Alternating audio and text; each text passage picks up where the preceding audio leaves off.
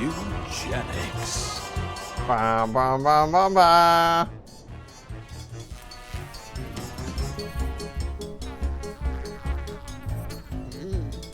Ah.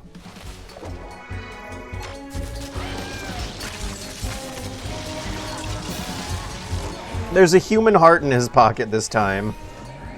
Alright, is it like a little... Is it an egg or is it a poop? It's hard to tell. Eggs can be brown sometimes.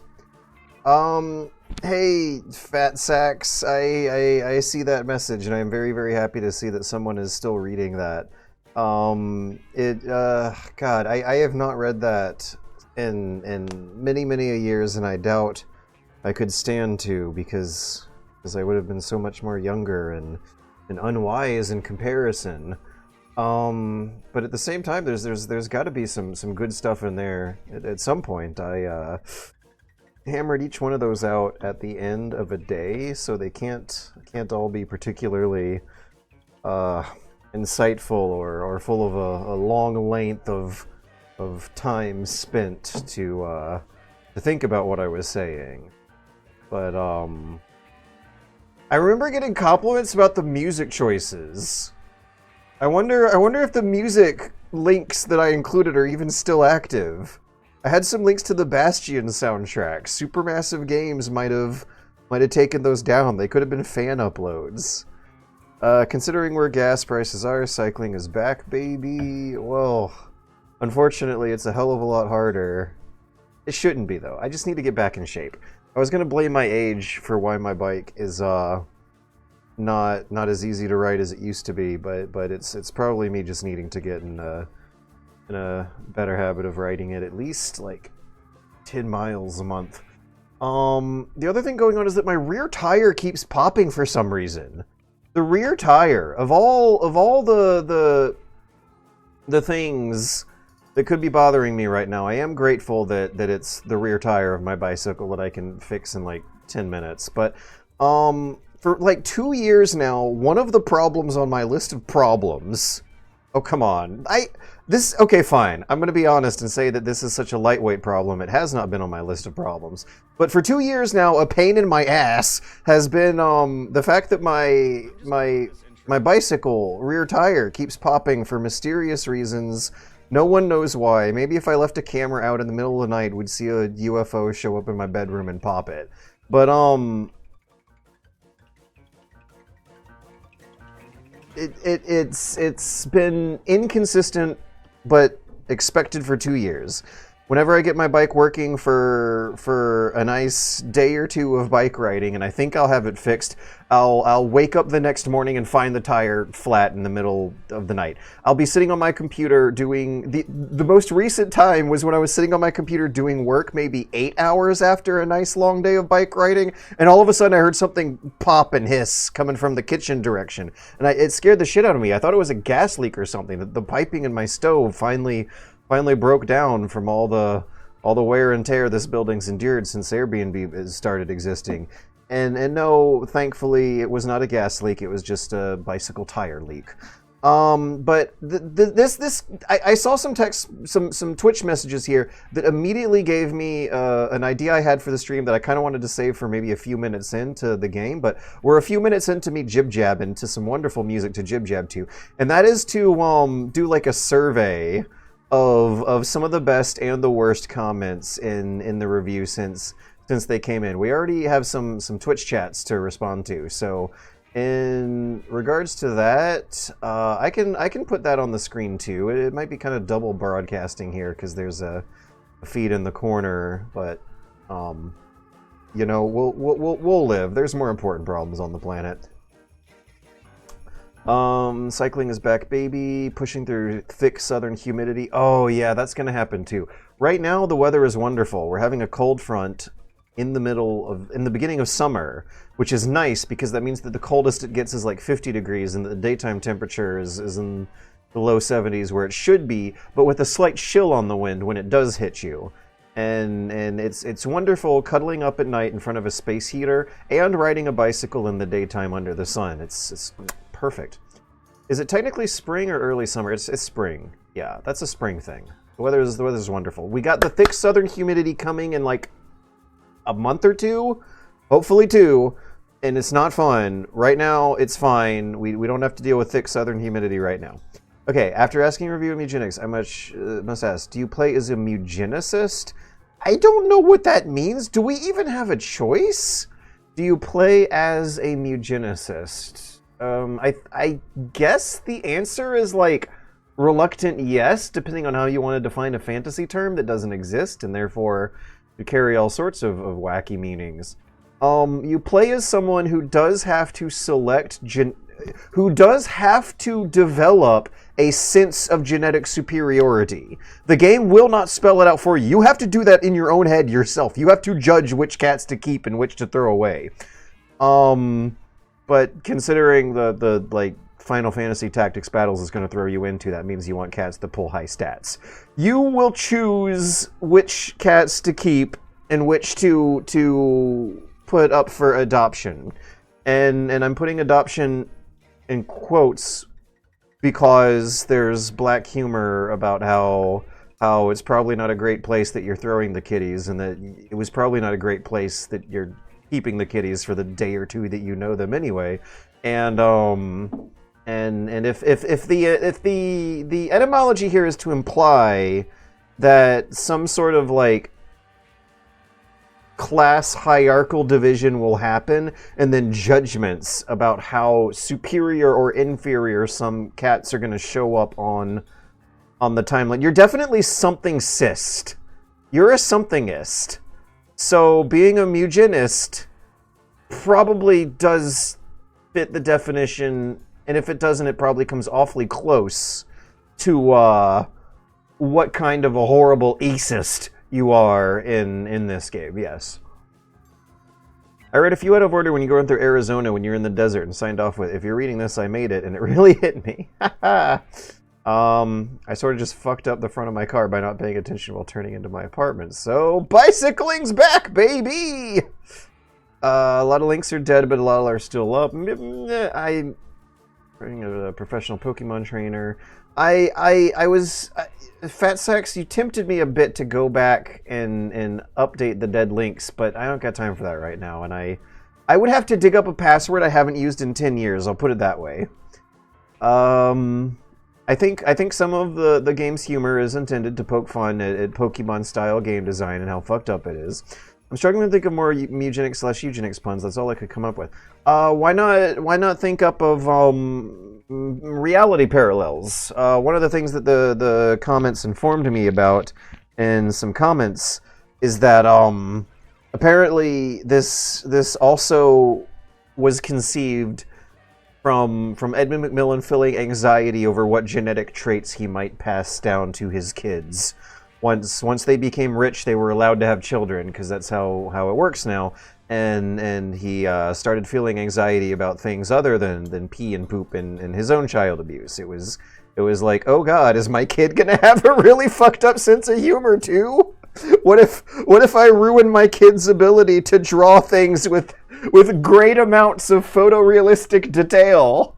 What if I'm gonna curse my kid to draw in a heavily stylized but anatomically simplistic way forever? My town has the worst road infrastructure. A friend of mine has a similar problem. He just said hell with it and filled the tire with clothes. Oh, as a tire boot. I know that trick, yeah. Usually when you read the guides for it on the internet, they tell you to put up crinkled up bags of potato chips in your tires. Okay, so for those who need clarification, no, Val825 is not saying that they had a friend who filled the tire with clothes completely instead of air. This is a trick called a tire boot, where you just like wad up the problematic part of the tire with material. Crumpled up potato chip bag, clothes, either or. It's more like a patch rather than a clothing propelled transportation device. Instead of inflating the tires with clothes instead of air, the clothes are just bunched up around where the link must be.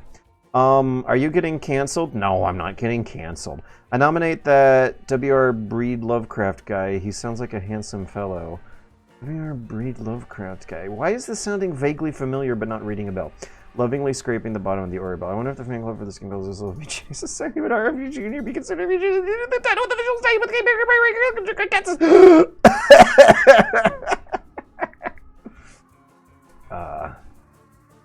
we're off to a pretty good start. I rarely do genuine eugenic stuff in Mewgenics. I just let all sorts of weird mixes happen, so much that inbreeding is out of hand. Hang on a second. Though I do usually have to toss gay cats out due to how much they start fights.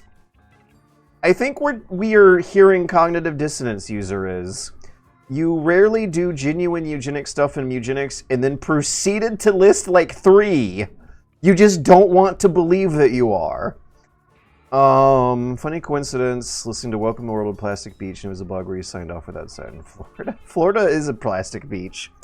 That album must have been inspired by reality, and all the example they needed to choose was Florida. Wikipedia says Winston Churchill was into eugenics, so is there a Winston Churchill in the game? Probably. There's like 2,000 generated cat names. Please give your opinion on the Nolan Bronze Age Greek armor interpretation. Okay, I'll do it maybe later on tonight when switching games or something. Do cat breeders count as eugenicists? Yes, absolutely, positively, 100% for sure. Maybe even more so than this game. In this game, you can like at least say that you have other jobs, like you're a team sports manager. When you're doing your Final Fantasy adventure stuff, you're not making eugenic style decisions at all. One could even say that you have so many responsibilities and duties on your plate in this game that accidentally being a eugenic bastard could be a plausible like mistake or oversight. You could make the case that you did not know you were participating in the banality of evil, and that you're willing to stop if someone will give you a better job. It seems like your character was built to do this by a mad scientist, and that opens up the possibility that they could have been built for other things. But anyways, someone also mentioned an Odyssey trailer, and how there is a new trailer that I will save for afterwards. Cats are evil. I have 3 and 7 outside that roam. Honestly, I've thought for years pure breeds of cats and dogs are pretty fucked up, basically pet Nazis. Incest cuts both ways. All right, we did it. We successfully identified the pun and the black humor behind the title. But yeah, there were some weird ones here. You can hear the fry taking hold. Read Blake next if you haven't. Is this one upvoted?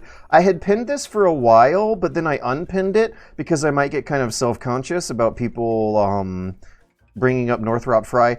But this one right here by Well-Meaning is currently my favorite comment. They are the only comment in the room who is able to spot the author that I've been reading, and then point out the influence that's had on me, and that's not even hard to do, because for like 3 videos in a row I've mentioned Northrop Fry, and even in a video where I'm not explicitly trying to do my Northrop Fry worksheet,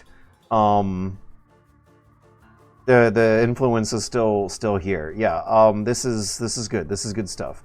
Welcome back, George. Good to have you back. Feels nice to see, but not a whole lot to say about those. Shoutouts to Tom Folt for not being in the files. I like this one better. Wish we could say the same about Moot. Of all the things in the files, this one had me blindsided. I had to change the language for that joke a bit, because Moot being in the Epstein files is something that may turn out to be a nothing burger. Moot has come out and said that he only just said, like, hi, how are you enjoying the lunch? It's good, right? That he might have had like 15 minutes of a high-pressure conversation with Epstein that he didn't even really want to do, that this was a period of his life where he was meeting everyone important of a certain tech sector, which would include him. Now, that does not get Moot off the hook for all the damage that he has done, nor does it make him sound any less much of a mouth-breathing fucking idiot than I think I don't think we need to take Moot's opinion on anything in the world seriously at all, nor nor should we. But when we say that Epstein had something to do with Pol relaunching into a more turbulent and destructive time in 2015, apparently the timeline on that doesn't match up as funny as the Epstein files make it look, and that even though Moot did, there is a connection. It is far more lightweight than what the jokes are gonna mine it for. But Jesus fucking Christ, it still did happen. I have not beaten the game. I beat the moon last night when I was playing. I had a good run to the moon. That's where I am. Reminded me to brush my teeth. Yeah, I forgot. Apparently the adventure also looks like intro time. The intro also looks like adventure time, and I missed that. You do not have to get that impression. Apparently there's comics where he creates child abuse situations. The comic I saw was The Kid Who Denied God, which was a real one. There was a lot to unpack there, but I'm glad Macmillan got it out when he was 17 or 18 whenever he made that one. Yeah, if you go to Edmund Macmillan's Wikipedia page, you will find an extremely gigantic long list of games. And the higher up on the list you get, the weirder they're gonna look. Dead Baby Dress Up 2! For Dead Baby Dress Up 3 to complete the trilogy. 8 more Dead Baby uses. There's some real hidden gems, right, guys? Apparently what we can see as grown, mature, wise adults is that there was a lot of projection going on. A shitload of projection going on. And I hope that those who have complained about Edmund Macmillan's style being repulsively scatological have since realized what they are looking at, and that is a good degree of projection of what kind of a childhood this guy had, as explored in some of the more intimate, sentimental, serious ones, such as The Boy Who Questioned God. What was this other one? Thicker Than Water. Thicker Than Water. It's not even on Wikipedia, but I want to go through that one later and see what I did. But when I was refreshing myself for the video and I hit The Boy Who Questioned God, I realized that when you go through the Edmund Macmillan discography, every now and then, from scatological fun, you'll hit something that's like really serious, genuine, earnest art, and that part of the personality boils up in really, really beautiful places in a lot of these games since. This has made me want to give Binding of Isaac another try. I have been tempted to install Rebirth and check out some of the mods that might make it a bit more user-friendly for beginners. I never really got seriously hooked. I played a few hours of it, but the difficulty and the repetition have always turned me off. But now I feel like I'll be able to interpret the aesthetics a lot better than I used to be, now that I know how to spot projection. Great writing, Bunny Hop. This is divisive. Apparently some others don't like the writing in this one. They can tell I was doing it in a hurry, but some other commenters are able to tell that I am doing it in a period where I'm like reading more books, and that therefore makes your writing better. I was very proud of the writing in the horses video. I'm medium amounts of proud of the writing in this one. Oh, Rhythm Doctor. Okay, this is another interesting question here. I think I made the bold claim that of all the development hell games that have taken 10 years, this might feel like the only one where it feels like all the years of time might have been a good thing. I had to be delicate with the writing on that one too, because my opinion zigzagged as I was playing. At first, it felt like I was looking at 14 years worth of polish. And then a few tens of hours in, it starts to feel more like maybe 7 or 8 years of polish, but with 14 years of grand ideas and ambition. You can still feel the 14 years to some extent, partly because of just what a huge width of time, how wide the timeline of culture references are in here. Um, and and I mean, it's wider than the 14-year development span. This is as autobiographical of a game as Death Stranding is. Um, as as a blank slate where a game developer is expressing their anxieties and their desires and what they think is funny and what they think is sad. This is as autobiographical as games will oftentimes get outside of explicitly being autobiographical, like the Jack King Spooner stuff.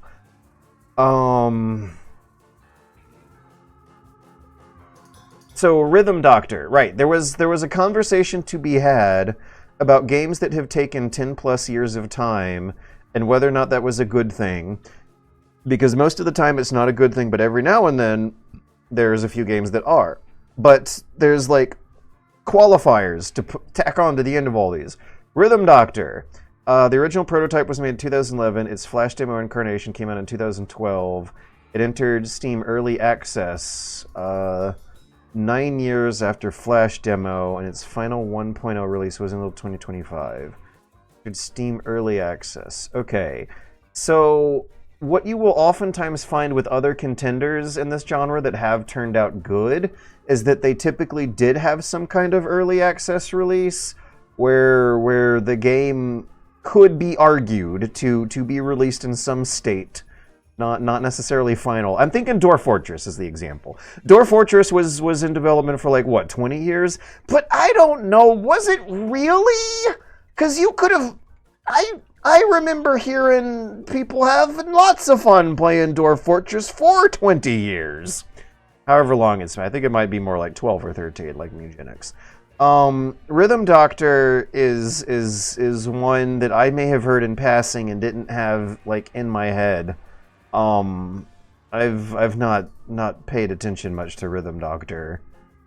But apparently there's more. There's more. I'm looking forward to a Hieronymus Bosch level at the end. That is what comments like these are getting me looking forward to. If there's not a Hieronymus Bosch level at the end of Mewgenics, I'm going to be disappointed. I'm going to point at this guy and dox him and send him a Koran. Oh yeah, wife ordered a cat, but since it was so genetically fucked up, its heart just stopped. Okay, so I did not mention, but the clip I used is like almost right at that part. I know exactly what you're talking about. But this part, the second part, I did not know. Because apparently this is something from a more obscure podcast or interview or something.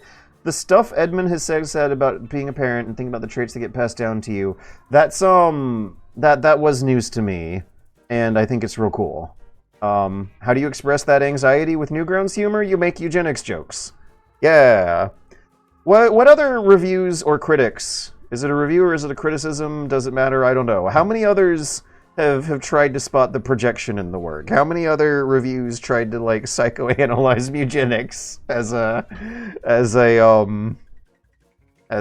a reflection of anxieties from the artist? Oh, and this is also wild. One of Edmund Macmillan's first jobs. This also explains a lot. One of his first jobs was he was the pest control guy that scrapes roadkill off the road. That explains all the natural gore. That explains a hell of a lot. That explains the fascination with animals having a complex life that we don't see, and how this is a guy who had to focus on the life and particularly the death of animals. Like existing in the peripherals of the human world, which is also where Mewgenics takes place in. The backgrounds of the fights aren't like, you're not in the wilderness, you're wandering around the outskirts or the woods or by the road in the desert. One of his first employments was in pest control, where he scoops dead animals off the road. Where did he grow up? If it was, I am guessing West Coast by California, yeah! I didn't even know that, but you can tell from the game.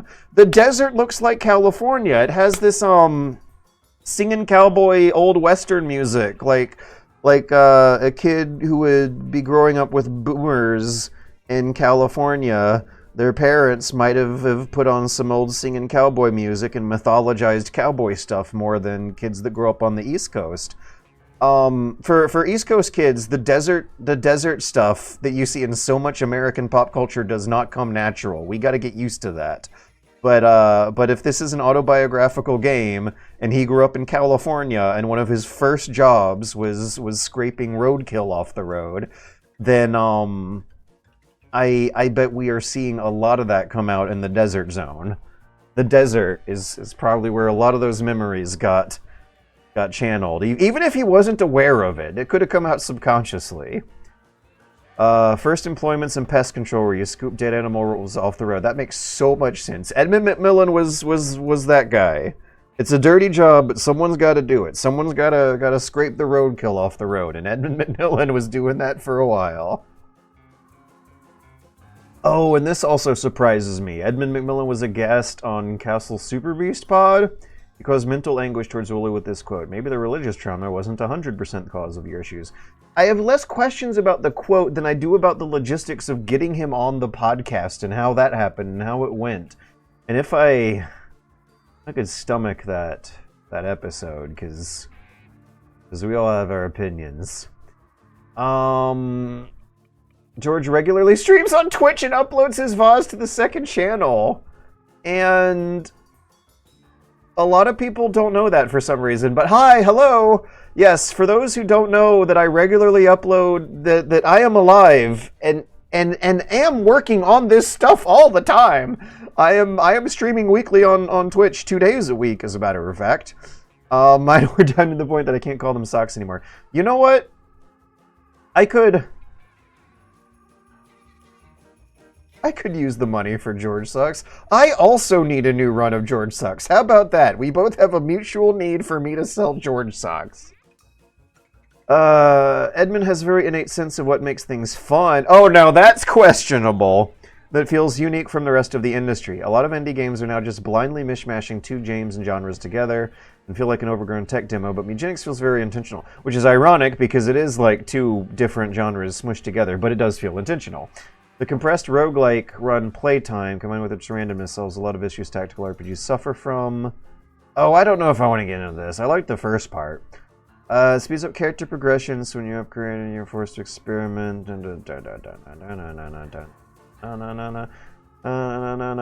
So, anti-fun incentive structures, and whatever the hell the word fun means for this fucking asshole. I'm talking about Edmund McMillan, not Yabat Zero. Because Edmund McMillan games also like to punish you and laugh about it, kind of like Dark Souls. And that's one of the things that turned me off of Binding of Isaac. But my god, Mewgenics does have its RNG bullshit that is anti-fun friction. We watched this happen on stream once. Diabuk possessed one of my cats, and I lost a round, like 3 hours at a time. And it felt really bad at the time. Like, for those of you who saw it, you saw me gritting my teeth and being real mad.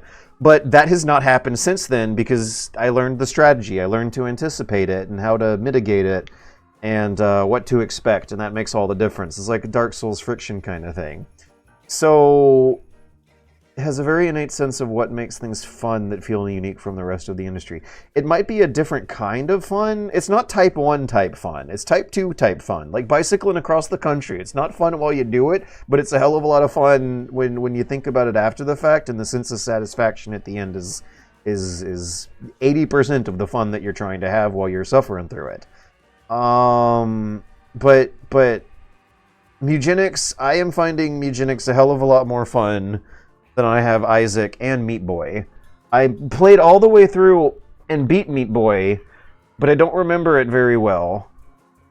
I played a few hours of Binding of Isaac and barely scratched the surface, and as weird as it is, I feel like I remember those hours clearer than I do Meat Boy. It was a more unique game, and I think that might be what makes the memories last longer. But Binding of Isaac was punishing. It was not first dictionary definition on Merriam-Webster's dictionary word book for babies. It was the kind of definition for fun that Michel Foucault would give in a French lecture getting translated into English for postmodern grad students who can't agree that anything is real. Yeah, that's The Edmund Macmillan definition of fun is not Babby's first kind of fun, no. It's a more complicated version of fun. There's something interesting there, but this is another one of my favorites. Someone mutually connecting over the death of a parent, laughing at dirty humor while it's happening, particularly dirty humor about animal cruelty.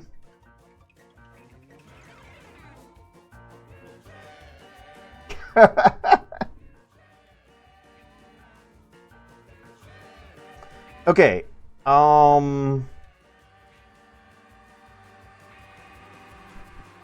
These have all been positive. Are the new comments? These are where we're gonna see the garbage.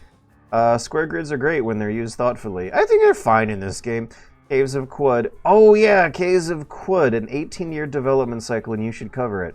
I've not played it. A roguelike video game develop. I've heard there's a lot of people in my social circles, both Bunny Hop and Dad and Son's Discord people, who cannot shut up about how much they're playing Caves of Quud all the time.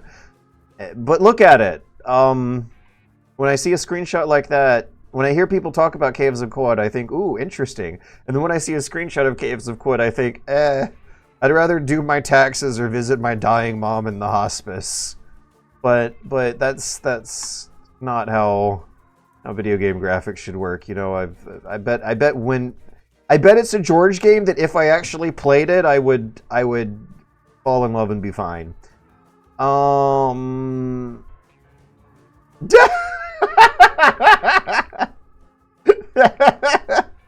My second favorite comments are the ones that can tell how far I am in the game. Why couldn't you just finish the game before reviewing it? Right. More aggressive than I intended to do. Since you don't upload very often anyway, because I'm very busy, why couldn't you just finish the game before reviewing it? Because I'm very busy. All right, this has been a recurring comment that I've got to address because it's an elephant in the room. I am very busy, and that is the answer to both those questions. The reasons why I'm very busy should have been announced. They are public. If you don't follow me very closely, I can understand why you might be confused. But for 2 years now, I have been talking about how I've been served about 2 years worth of bullshit that have me completely uninterested in trying to cover the perspective of a reviewer who has to grind through 100 hours of this stuff the month after it comes out. Now, since I don't upload very often, is a weird thing to pair to why don't I just release it?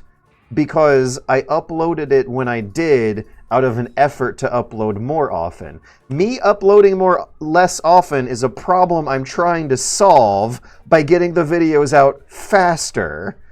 This guy is pointing out a problem and the solution and then complaining about it because we can't really tick both boxes here. So, for those who don't know, video game media reviewer people have never ever been officially paid per hour to play the video game. And if you wanted to pay someone for 100 hours worth of work, you're probably not going to want to pay them for 100 hours of playing the video game. The assumption, even back when games media was working out of magazines before the internet, the assumption always was that the reviewers would take the games home and play them at home, and then spend their hours in the office writing about them, gathering up, polishing up the screenshots in the video footage, editing what else was coming in throughout their day. They would have other duties. One can safely assume that in the older economy, when the whole world was better, that their 8-hour workday might have included 2 to 3 of playing the respective game that they were reviewing on the stations in the office, but that the vast overwhelming majority of playtime would happen off of company hours, and that it would be utterly impossible, absolutely utterly impossible for someone to play a 100-hour long story. This is why. Mewgenics. How long to beat? Because 11 weeks, it says. Mewgenics will take you approximately 11 weeks to complete if you play for 90 minutes a day while focusing on the extra content. Like, how about you go play it 100 hours and then see how well your review turns out?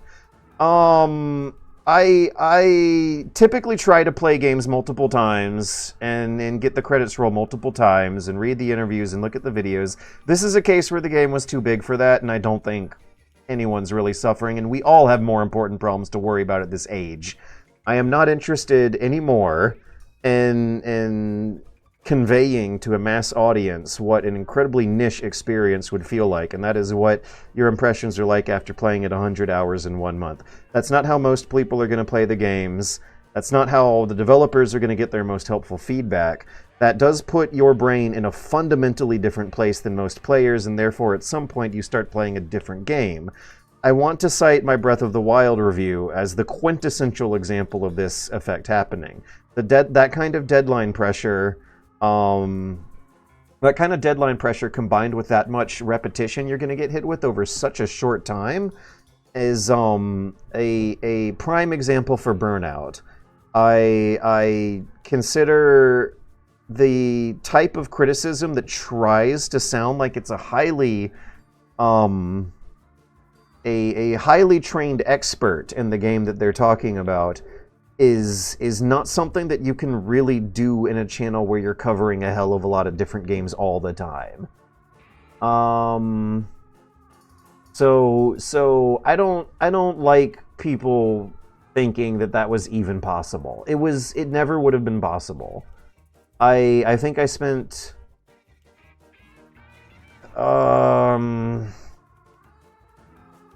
maybe 46 hours making the review. And if you want me to complete a 100-hour game before doing that, you're asking for 146 hours of labor total for a little less than $2,000 I made with this. And no, that's not. Granted, whoever's complaining about this doesn't know those numbers, but fuck you for not knowing those numbers, you ignorant asshole.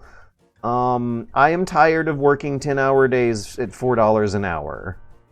I can't keep doing that.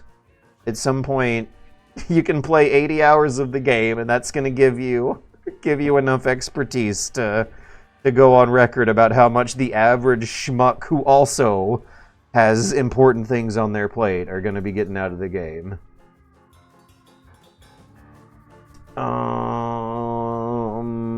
Cowboy Bebop music, you mean jazz, right? It's called parallel structure and non sequitur jokes. You know, when you say three things that are similar and then a fourth one that's not. So we went from punk rock to surf rock to singing country cowboy to cowboy bebop. So two of the three are fairly conventional genres. The third is the speech starting to break down an improvisational stream of consciousness. The fourth is the punchline of a joke that this guy apparently didn't get. I wonder how many other people didn't get that joke. George needs to try Claire Obscure Expedition 33. Guess what I also need to do before starting any game is go to this website and think, okay, I'll save it for after the summer. Feels like Morrowind, in the sense that it's not really that deep when you get to leveling, but rather there's so many ways to play the game, there's just so many ways you can break the game. Once you're comfortable with the mechanics, the world opens up with how much you can... People are really not liking the Cowboy Bebop joke for some reason. Sonic R's proof that having distracting vocals.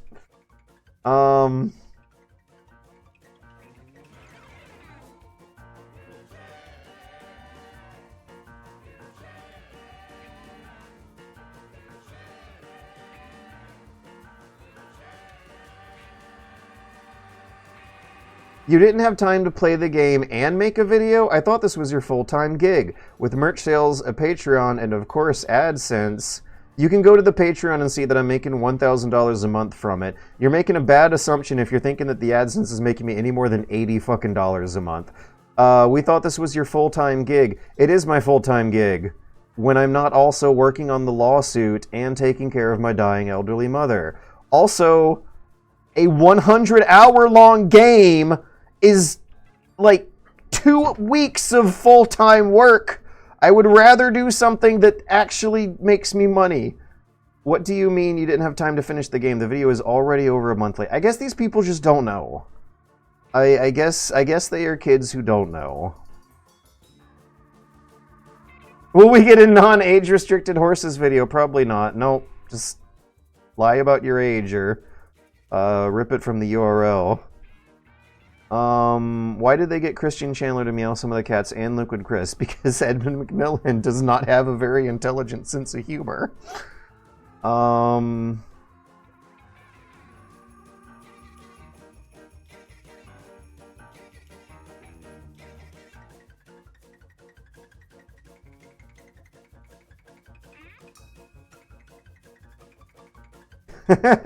Talking about Newgrounds like it's ancient history makes me feel old. One of the we're good here. I'm gonna play the game, but one of the ironies going on here is that Newgrounds is like still alive. I wouldn't say it's still kicking, but it's still alive. Stuff is still getting uploaded all the time, but it's the games side of the website is a real fucking travesty these days. The death of Flash hit that a lot harder than the movies, where they basically have a surprisingly busy animation community still swirling around the website making cool stuff. Now the music has me calming down a bit, and I wanna get the Twitch chat back on. But yeah, I think the most frustrating and confusing part of the comments reception that I'm getting at this point are the people who are mad that I didn't play the one, or I don't, they're just kind of confused. They are kind of confused that I can simultaneously be self-employed and work at home and not complete the story of a 100-hour game 2.5 months after launch, when I also have a 45-hour workload of video production, writing, and research labor on top of that. While also taking care of my mom and working on a condo tower HOA Airbnb lawsuit. I feel that's something that would make a lot of sense if you explained it to someone who has gone through something similarly. But if you said it to someone who is probably young and inexperienced with this shit in life, they would never be able to get it. Why bother? I mean, I can try, but if you, asked me something like that before maybe the bicycle trip when I was 22, I don't think I would have been able to understand just how little time can add up into something productive overall at the end of the whole process. Don't expect empathy from people, especially YouTube comments on gaming videos. Man, the Twitter is really depressing. For the past few days, Twitter has been engaging in some of the worst kinds of social media Discord habits that we are still dealing with from 2014. So for the past couple days on Twitter, the algorithm has been pushing stuff at me that is very clearly for people half my fucking age. It's been pushing Anita Sarkeesian hate. It's actually 2014, 12 years ago, up at the top. Apparently there's a lot of kids who don't like this mixtape game. A game for grown adults about childhood nostalgia. And I guess the childhood nostalgia is referencing their teenage years, and teenagers never like to think of themselves as children, even though they fucking are. And I think teenagers are really not liking that right now. The other thing is that, I see... I've seen some offended Zoomers and Alphas, particularly offended that,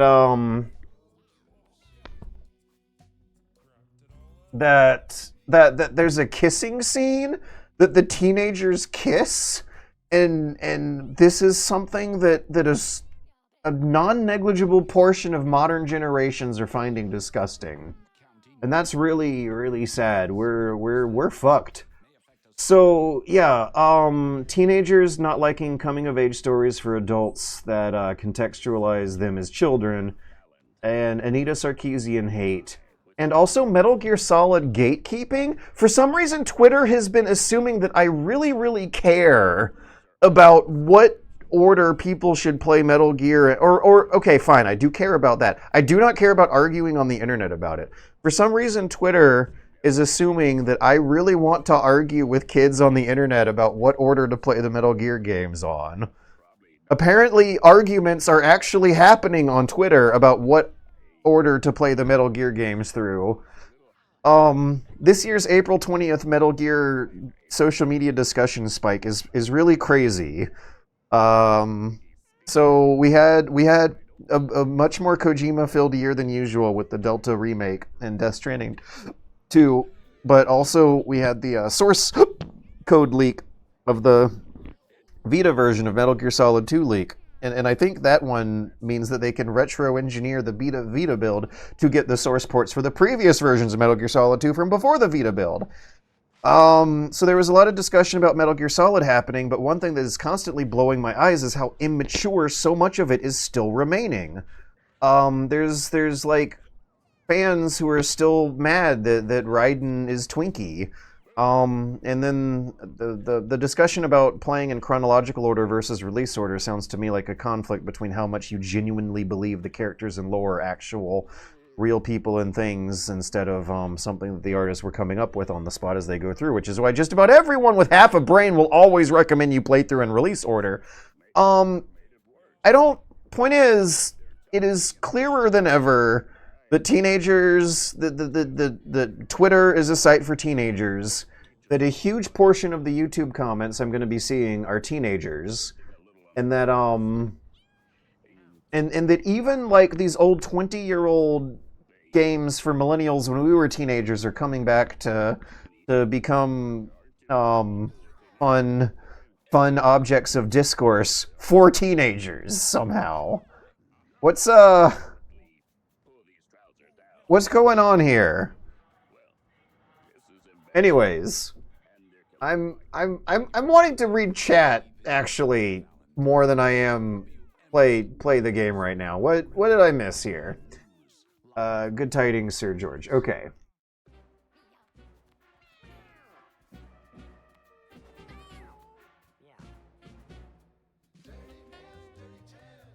I did not beat the game. I did go to the moon. I haven't detected Fry here, and I'm literally fearful symmetry at the moment. I'm disappointed in myself. I think the Northrop Fry stuff comes out when I'm talking about the two halves of the game reflecting traditional gender norms. So after reading Anatomy of Criticism, I made a worksheet where the game, I'm going to list out all of the ancient rituals that the game seems to have you participate in. And when it comes to domestic housekeeping, I could not help but notice just how much more feminine the verbs are sounding for this part of the game, where you're breeding the cats. When you send the cats out and fight, you're pretty much doing Final Fantasy Tactics verbs, but here you're doing Sims verbs.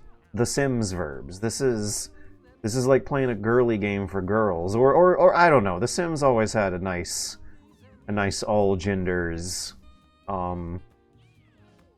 marketing bend to it, but it was seemingly based on girls playing with dollhouses, and this part of the game seems like that's the ritual it's having you participate in too. Always funny when people say "Welcome back, George" when you've been pulling 8 hours a week on Twitch. I like you describing it as pulling 8 hours a week though, because I've also never felt more secure in these streams than when some fan said that I'm coming here just to decompress at the end of a week. To achieve what tech bros can't, you went to the moon. Does George know he's been immortalized in a Krobcat video? No, I don't know. I think someone mentioned something like that earlier, and I went to Krobcat's channel and looked for where I must have shown up, and I couldn't find it, and assumed they were just wrong, because the least amount of time I spend there, the better. Does George know he's been immortalized in a Krobcat video? I'm immortalized in better places than that.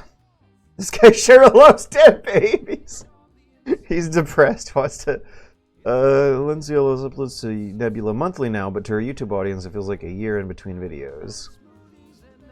Good. Check the Gigatia themes, the mama. You seriously need to play Rebirth. One thing that the Mewgenics video reminded me of, the sense of non-conventional stories. Have you played Blueprints? I have not. I have the time. I platted a rebirth and still clocked up to 1,300 hours. God damn, I still don't know if I have the time for that, but one thing that I do look forward to with these roguelikes is that you can break them down into smaller sessions and still be satisfied. Need to get around to playing horses, especially someone who became vegan. Okay, I think you're in the audience. Not everyone needs to get around to horses, but someone who recently became vegan would probably get more out of horses than the rest of us. My detective, he has... I wonder what that's referring to. All of Edmund's gonna go, which makes me realize Jack King Spooner was 100% on the money, but yeah, I guess. I think I know what I was talking about when Roller posted these, and I think I can hear Roller get interrupted at the end of his thought because of me talking about Jack King Spooner stuff and the more explicitly autobiographical games.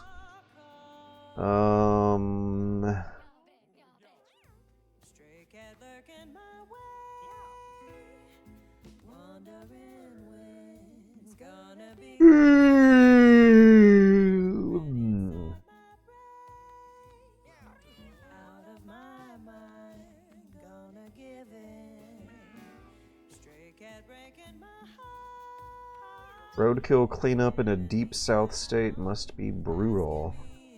Yeah. I do not envy those guys. Edmund McMillan was doing a valuable job for however long he was doing that one.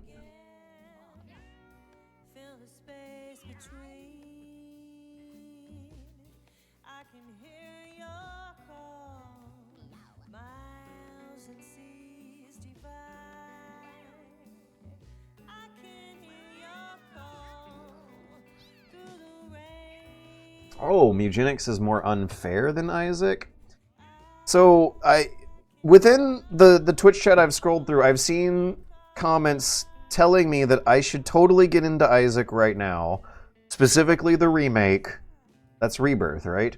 And with some mods. Now, the version of Isaac that I played long ago, it might have been 13 years ago or something like that. It might have been like 2010.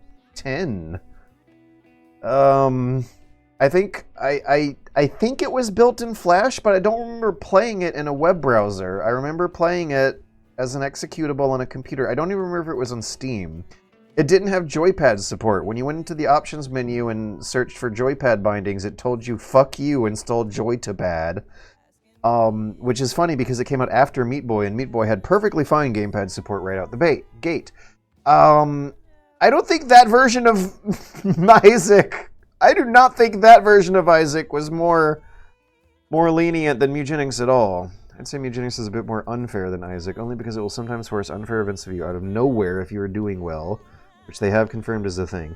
That's how I remember Isaac, though! Like, for one of my cats, it forced malaria during a solo run, but honestly, beyond that, I do love the game. I remember playing the first version of Isaac for maybe 4 hours, spread across 3 sessions, and in 33% of the runs that I give it, I just remember hitting bullshit. The other thing I didn't like is how you would pick up an upgrade and not really know what it does, and some of them would fuck you. Sometimes you would pick up an upgrade and it would just fuck you. You would pick up an upgrade and it would chop your health bar in half. I don't know, it was 13 years ago. But I remember picking up upgrades and being sad. And I remember getting unlucky and being sad. And not getting hooked into figuring a way to mitigate it or learn from it like I have been doing with Mewgenics. Mewgenics can be a slog. Something I've definitely noticed in the longer term. That, I did notice some comments say, made the game a lot less fun if you do grind through 100 hours of it in 1 month. The possession stuff is fucking rough. Having to sort through the inventory at the beginning of every single run is fucking rough. And the total just width of the let's see, it's a big game, but that's because it's deep. So what do you want to say? The size and scope of the game are still fairly narrow. The repetition will grate. You'll run the alleys a lot. And the desert is starting to get repetitive. I'm running the desert a lot. Rerunning the first areas in these roguelite games is something that always tends to pull me out because of the repetition. It still is happening here in this one. One of my cats had forced malaria during a solo run. Now, what is this solo run? I've never been tempted. That sounds horrible to me. Why in the world would I want to do a solo run? Don't tell me. Maybe it'll happen later, but I've seen no incentive so far. You need 200 hours! LOL!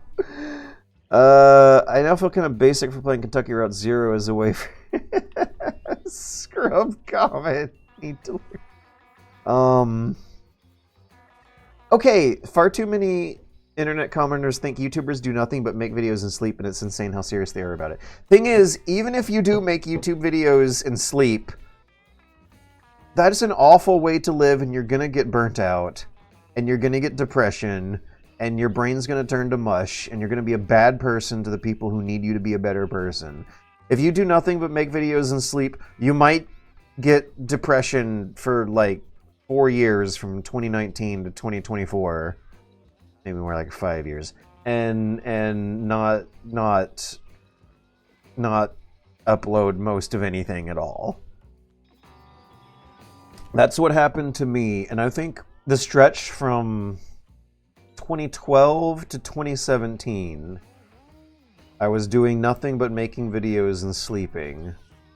And also, if you are working like that, you're probably not earning minimum wage. You're churning through quantity over quality. Rolling credits on a roguelike is tricky because they got multiple endings and a full completion is in the hundreds of hours. Don't mention play hours anymore, they won't even notice. Giant Bomb and GameStop days are a trip to listen to. They reviewed like 100 games a month. Yeah. And I don't know if I particularly like that style either. I would very much like the reviewer to complete the game. But the economics to support that very rarely exist. You need a good crowdfunding campaign. I haven't seen one major outlet that finished the game that reviewed it. I think I saw something to the effects that like the major McDonald's fast food chains where IGN and GameSpot did complete Mewgenics before doing their reviews, and I don't envy those, because knowing what I know about how much they get paid for that means it's not fucking worth it.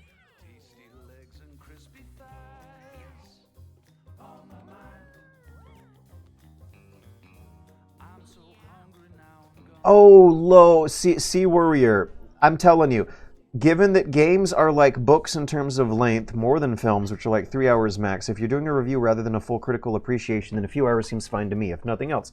If you can bounce it off, you can have that in your review. If you're doing a review rather than a full critical appreciation. So one of the things that has caused a massive revelation in how I understand media was reading through the Iliad and noticing that it took me less time than most normal video games.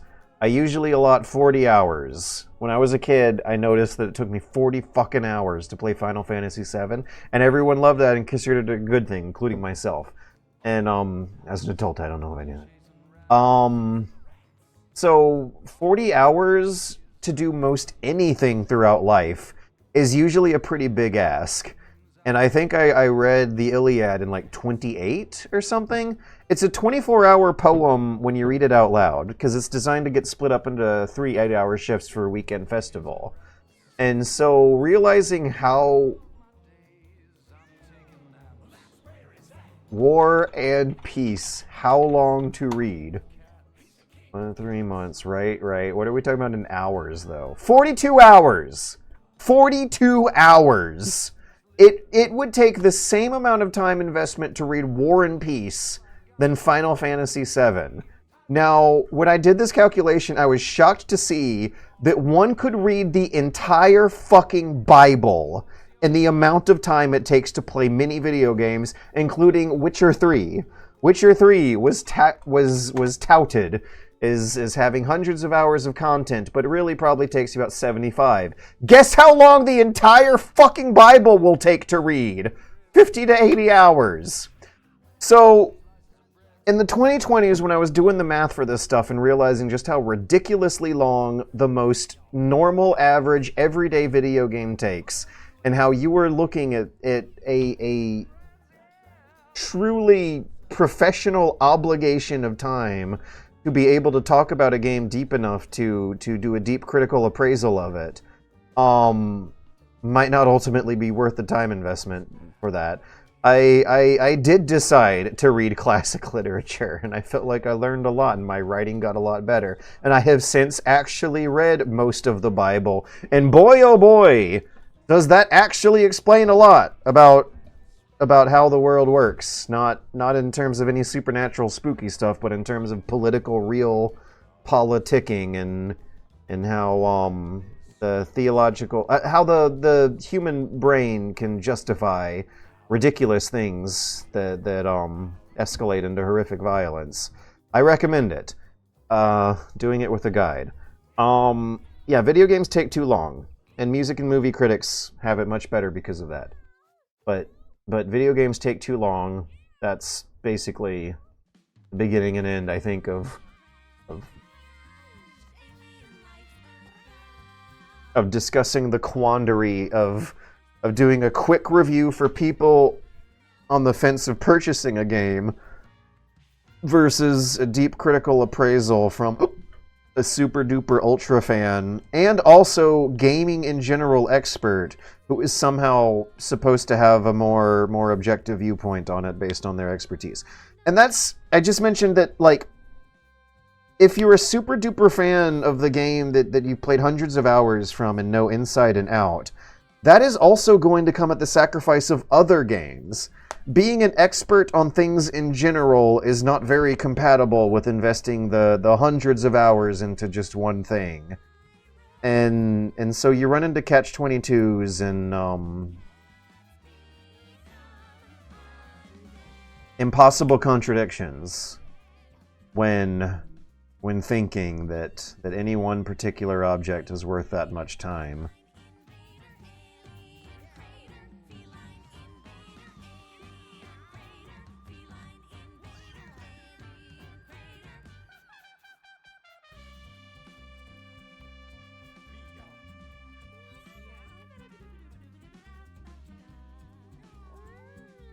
Wait, what? The one guy mad you talked shit about pool? Was there someone mad about saying that Moot got in the Epstein Files fucking KSU commenter? Kennesaw State University? There's also that commenters think that if you didn't make the review at launch, then it must mean you've been playing the game non-stop since. I was playing horses for a chunk after launch. I remember deciding... Yeah, here's a story for you. I remember deciding to do a video about Mewgenics when I was weighing some other possibilities in my mind when the Horses project was halfway through. I was walking down the sidewalk in the hot sun, carrying a vacuum cleaner in my arms after taking a bus out to the suburbs to go to the cheap vacuum repair shop because my vacuum had broken. And I have a dog in the house, and there's dust coming out of the air conditioners ever since the fire from 2014. The vacuum needed to get repaired, and I had to spend $10 to do it to get out to the suburbs where the vacuum repair shop would fix it for only $25. I had to run a bunch of errands while I was out there in the sun on foot with public transportation because I live downtown. I don't have a car. I can't afford a car with the rate that the HOAs are going at. And that's when I decided to do a video about Mewgenics. I think a month and a half ago. So I remember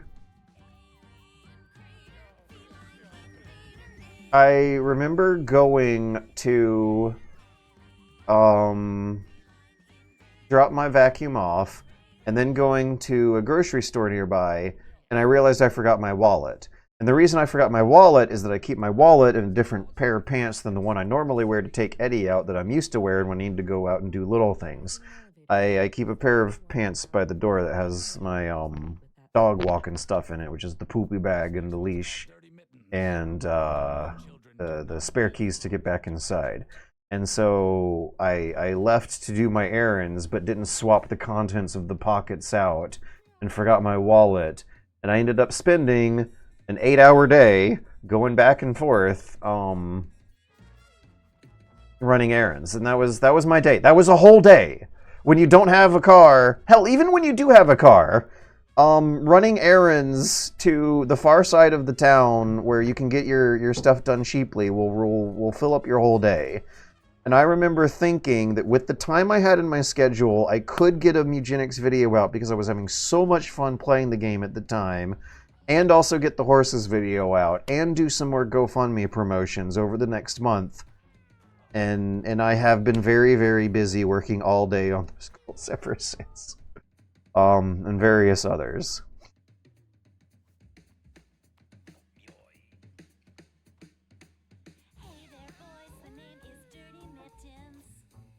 You just play games and talk into the microphone. That's not hard. Well, but man, the fucking Let's Players and commenters ruined it for people like me, though, who write the script before.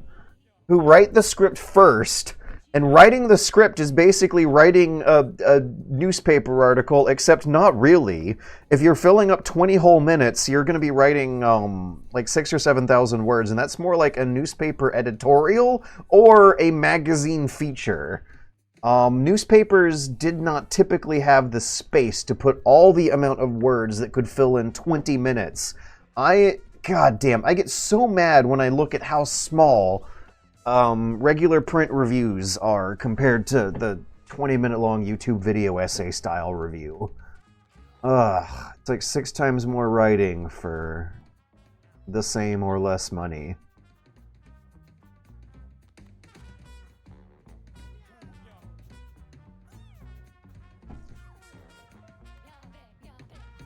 No one complains about other reviewers reviewing games that they didn't complete the story of, because they have it easier than me because they never got their audience expecting such an unreasonable amount of work.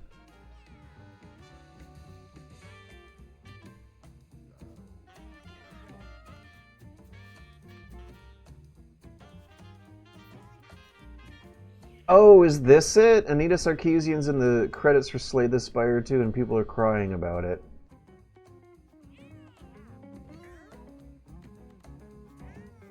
That about sums it up, doesn't it? The very minor review bombs for Slay the Spire 2, somehow weird than the Chinese review bombing earlier. No one really cares, don't stress.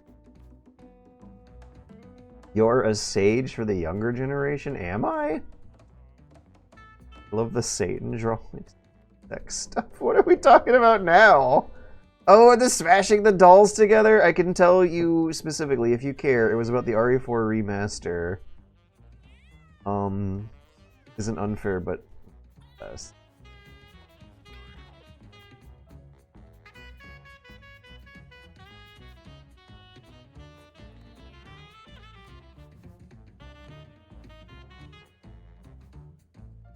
Yeah, successful YouTubers exploit other people. Successful YouTubers hire editors. I'm doing it all by myself. Successful YouTubers hire editors and artists, mostly from poorer countries. All that wonderful... Is it actual Plague of Grapes art? All the wonderful Super Best Friends thumbnail art was done by, like, Venezuelan artists. At some point, Austin Eruption, smaller YouTuber than me, but was still able to hire an editor. At some point, you're supposed to scale into being able to hire an editor where you can write videos fast enough, but not edit them fast enough compared to a professional editor who must have some kind of super beefy 57 workstation with their own custom interface of Adobe Premiere to automate this stuff. At some point, you're supposed to hire an editor, and I never hired an editor. And if you want to know that I edit these videos myself painstakingly for tens upon tens of hours of incredibly frustrating menial work, please join the Super Bunny Hop Discord for $10 an hour, where I will be in the little productivity channel editing videos, cursing at my software for a whole entire day. If you have other projects to work on with me, please join. I had a hit video early on and tried to do an upload every 2 weeks, which is an insane workload for diminishing results. Witcher 3, oh, that brings back bad memories. Witcher 3 probably has more words in its script than the entire Witcher book series.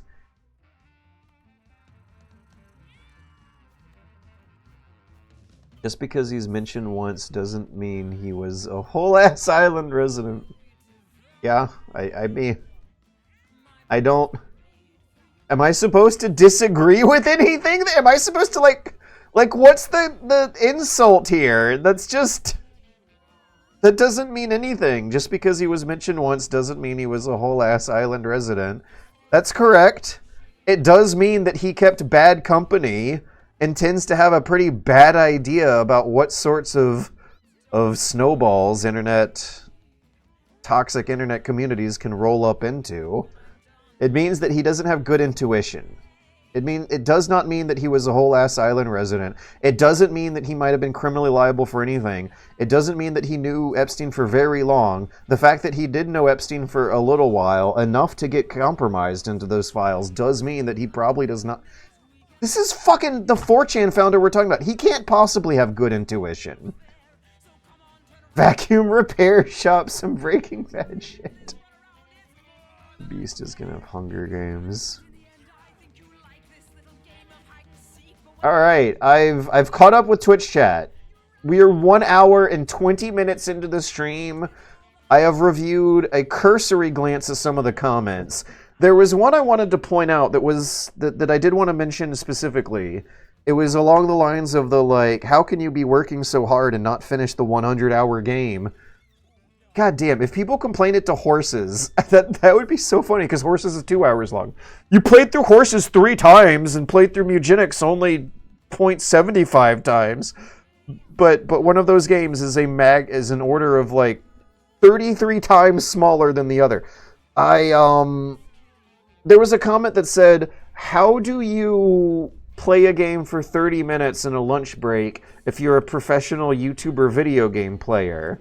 And I almost wanted to reply earnestly and seriously and give him some of my tips for my time blocking techniques about how you make a color-coded little block in the 24 hours of block schedule that you make, and then like color it something different than your work hours.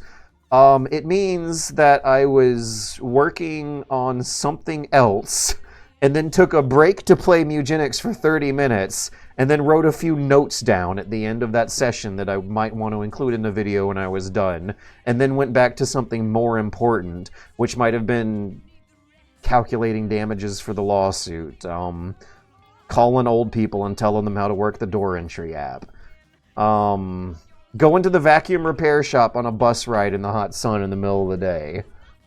There's calling my mom and listening to her cry on her deathbed. Driving to see my mom for 4 hours to listen to her cry on her deathbed. There's cleaning up the carpet, cleaning up the kitchen, cleaning up the rat traps in the kitchen, the rat tape in the kitchen, the gunk underneath the table, the stains in the carpet. The fucking bathroom's been clogging ever since it started leaking after remember when I made the GoFundMe for the HOA issues, and around the time it raised $75,000, my bathroom started mysteriously leaking? My fucking my tub has been clogged ever since. I gotta go in there and plunge it with the plunger when I'm not doing other things. There's always something. You don't have a fight club for the cats? Oh wait, never mind. I see the furniture. Fucked up, yo. Make those cats fight. Man, I don't know what... I've heard this term come up twice. Fight club. I don't have a fight club. I'm not following a strategy guide. I'm trying to figure this out naturally as I go, which I would wager also plugs into the how have I not finished the 100-hour game stuff, is that I'm going slowly and doing it experientially and experimentally instead of following guides. The word fight club... I saw that in a comment, I saw that in a Twitch chat a few weeks ago, and now I'm seeing it here. I don't know what it means. At some point, I thought I saw a Twitch comment saying that Frank builds you a fight club, but I'm 38 goddamn cats away from level 3, which means that Frank has eaten like 100 cats or something, 50 cats per level. I don't know if he wanted 50 cats to get up to level 2, but it seems like you gotta give these guys a shitload an absolutely monstrous shitload of cats to get anywhere at all. And it was a shitload of cats to get 3 rooms in here. And by the time I got 3 rooms, I started figuring out how the breeding mechanics worked and realized that you want cats with veteran cats to be banging each other and not banging the riffraff from the street.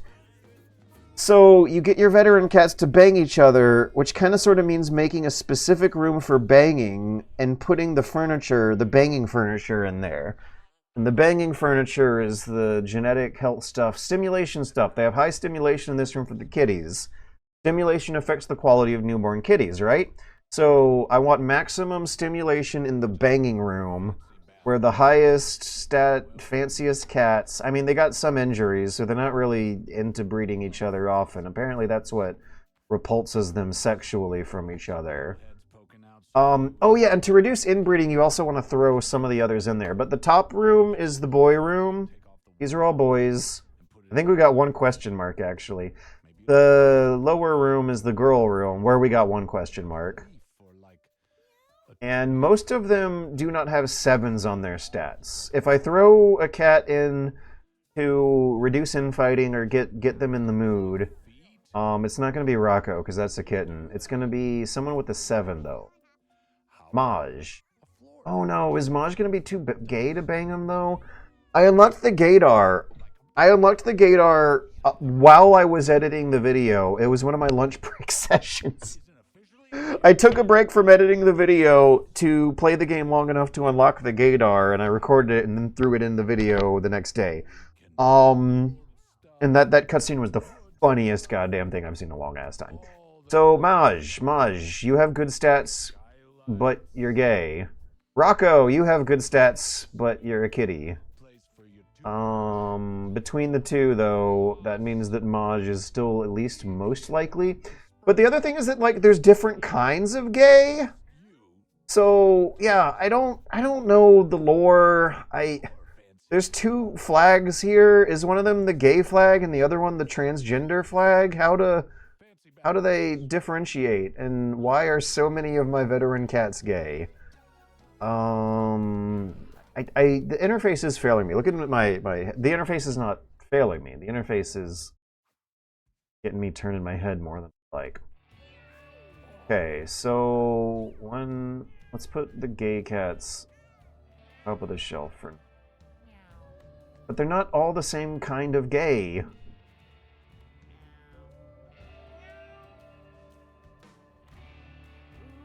Wait, where was the kitty? Rocco, you should go back in the kitty room.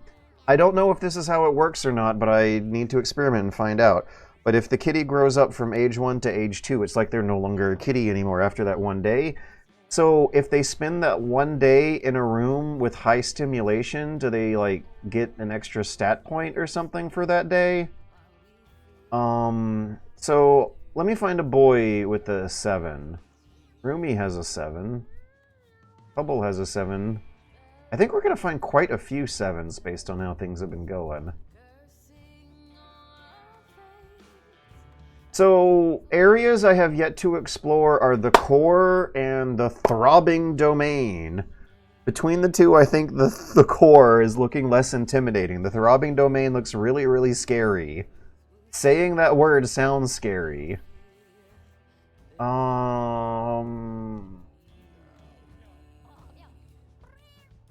Hubble and Rumi, I think, are the 2 candidates. They're both Dex. Do we have any 7s on some other stat point? Okay, Pavel has 7 luck. He's got some injuries, though. But let's do Pavel to round things out. Because I threw a cat in with a more material, concrete skill. Luck is kind of abstract. Comfort's at 0. I think we can fix that by shuffling a comfort item around.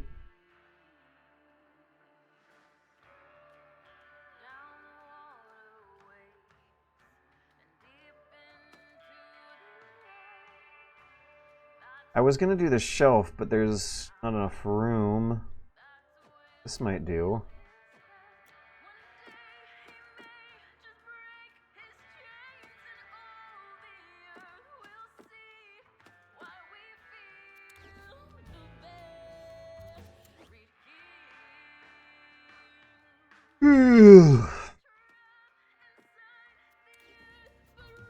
Okay.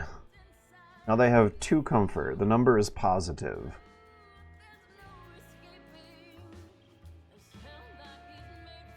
Everyone into the fight pit. Why is it a fight pit, though? Look, they're sleeping peacefully. They've got cute kitties. Oh, I think I saw a bit of fighting there. Was it Pavel that did it? The real meta is looking for abilities you want to breed. Oh, fuck me. Abilities, stats are okay, but abilities are game-changing. What abilities you want? God damn it, so you're telling me I should have been looking at the abilities? I didn't even know they could inherit those. I thought they were random. Well, you know what? Decisions have been made. Oh, I think it's very funny. Guillotina keeps coming back. So, Guillotina came and got defeated, and then Guillotina's head and body came and got defeated, and then they came back all zombified and putrid and got defeated, and then you burn up the body and like scoop the innards out of the head and keep the skin of the head as a trophy item, and it really like made me think that Guillotina was done, that we were finally going to move on to a different boss. But no. In a hilarious cutscene after you beat the moon, you see a guillotina-shaped asteroid come from outer space and crash into the Earth. So now a guillotina-shaped rock monster from outer space is back for revenge. And it's really, really funny. And at this point, I don't know if there's ever going to be a different boss. If Guillotina is just going to be the out of the house boss, the time activated boss. She's not an optional boss, but she's not a normal boss. And I've actually found her easier than most of the normal bosses too. Especially if you have a good stash of drugs before the fight. It almost seems like that's the purpose of the drugs. They seem less useful for adventures than they do for Guillotina fights. So far there's been no fighting, but I don't think they show you the fighting until after the breeding.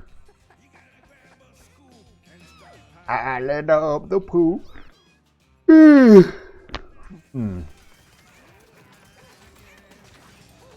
Okay, we did have a fight. Skrunkly started it, and I gotta remember that because there's no text prompt to give me a reminder. Skrunkly, Skrunkly. Get out of the way of the poop. Skrunkly, Skrunkly, Skrunkly. No, stop! I don't want to put you in the poop. I want to clean the poop. Okay, so Skrunkly... I don't care what Skrunkly's deal is, but we're not going to tolerate fighting. We're going to remove Skrunkly, even though he's in the good gene pool there. It's a girl. Okay, we'll put her in the girl room. Put Paquito in the boy room. Only mode of transportation. So the other thing I'm having some issues with is how in the world you, I think I should save this kitty. But Tink is like, he's level 4. He's overloaded with kitties. How do you end up sending them to anyone else? Anyways, I need to send some of my unremarkable cats away. Pavel is kind of remarkable. Kane. I've never seen what happens if a cat dies of old age. 28. I usually send my old veterans to Tina.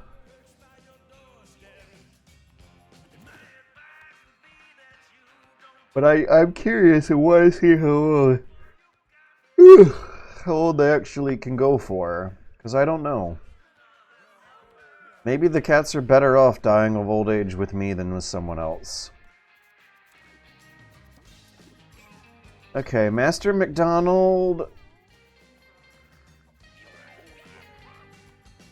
Yeah, I think it was Volcano I was looking at, where they have the choice of just about anyone in the neighborhood. Those mutations look good. They don't look bad. Maybe I shouldn't send Walkina off. I don't feel like I need to send anyone off. What do I need to do? I don't feel like I need to do anything.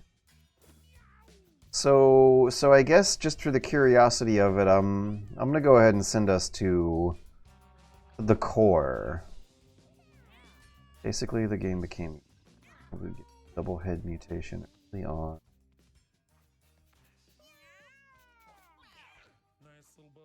Throbbing. Oh, just keep playing. Getting weapons is amazing to stash, like guns. A blood Kinsey take PCP during a house boss. Is that what we'll call him? It was a gloriously messy victory. I had to send funny zombie guy a few cats that day. Oh man, you know what I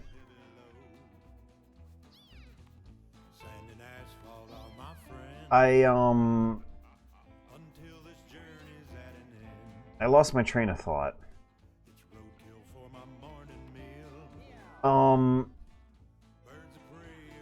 Okay, right. I beat the moon. The last successful run I did was to the moon, and half of my party died. 2 of my 4 cats exploded. 1 of my cats was down.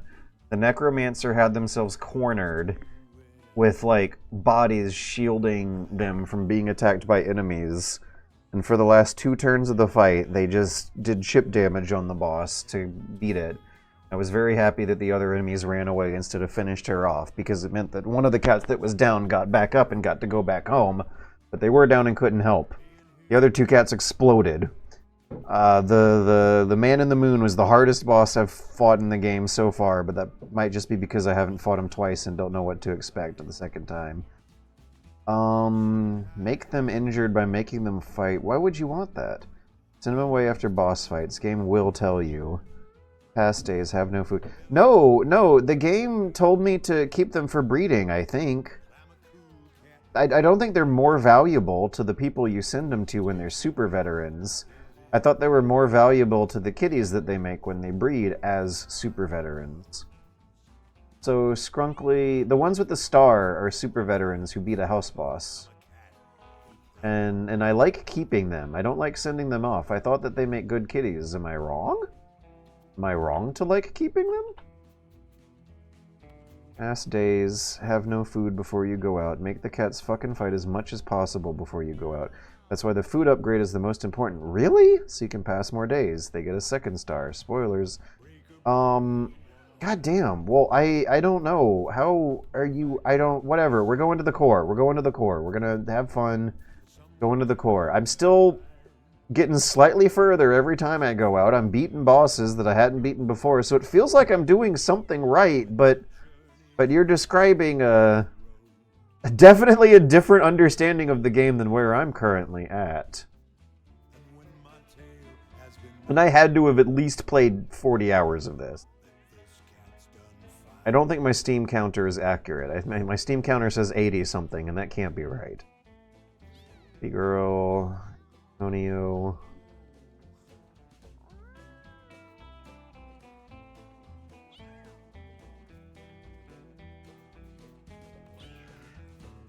I don't think Kala has anything... I'm not seeing any remarkable stats, but now I'm worried because it's the abilities I really need to look at. And Burgeoning Bear... This could be useful.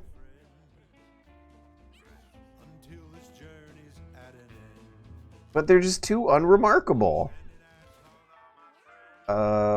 So we'll send them to Jack. More furniture for sale. Jack is more in need than Tina. And that is my logic for who I'm sending it to, rather than what I'm getting out of it. Because I don't really seem to be getting much out in the short term. Well, I'm gonna...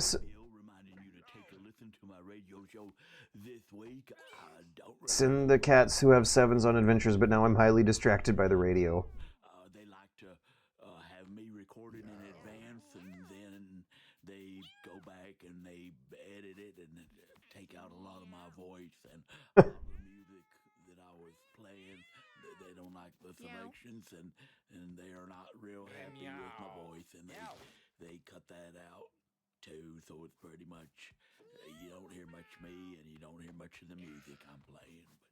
But that's progress, I guess. Anyway, don't forget to listen to my radio show. Dear listeners, the DJ Bill Show has been dropped from our lineup and is no longer associated with this or any affiliated station. Aww.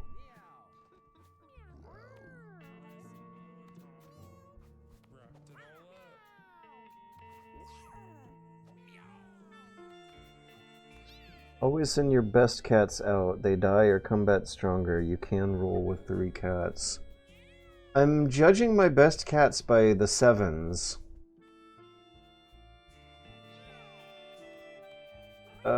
So we have like 2 that are high in Dex. One of them's higher in Constitution. I guess they'd make a good Necromancer. I can't tell if Cheese here is a natural-born thief or a natural-born ranger.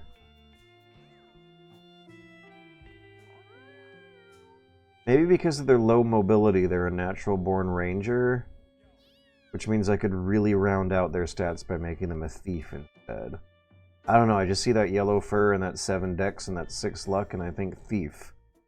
But then again, Antonio's got the same configuration going.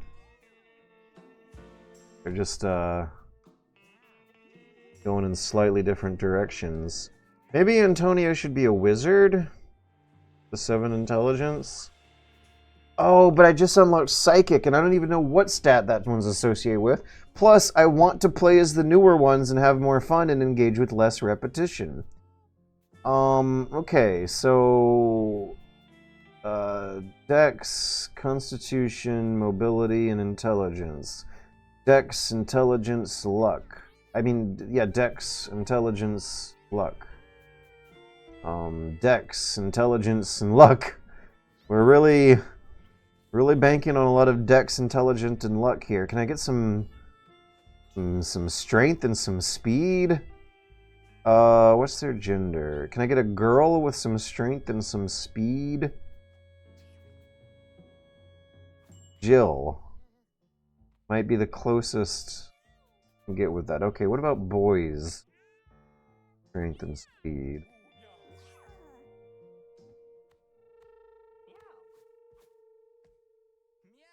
Marcio. We'd like to thank Jimmy Beeswax for Egret. supporting today's broadcast. 5, He's going to launch us all into space in a 6. penis-shaped rocket. All right. The DJ is super fun. Okay. So I was thinking thief, wizard,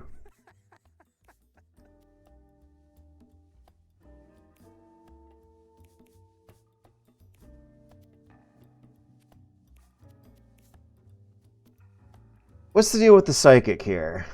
-1 Constitution. Great at manipulating things from afar and moving objects with your mind. +5 starting mana. Pull a unit toward you from anywhere, dealing low damage. For 2 points of magic. What does that scale to?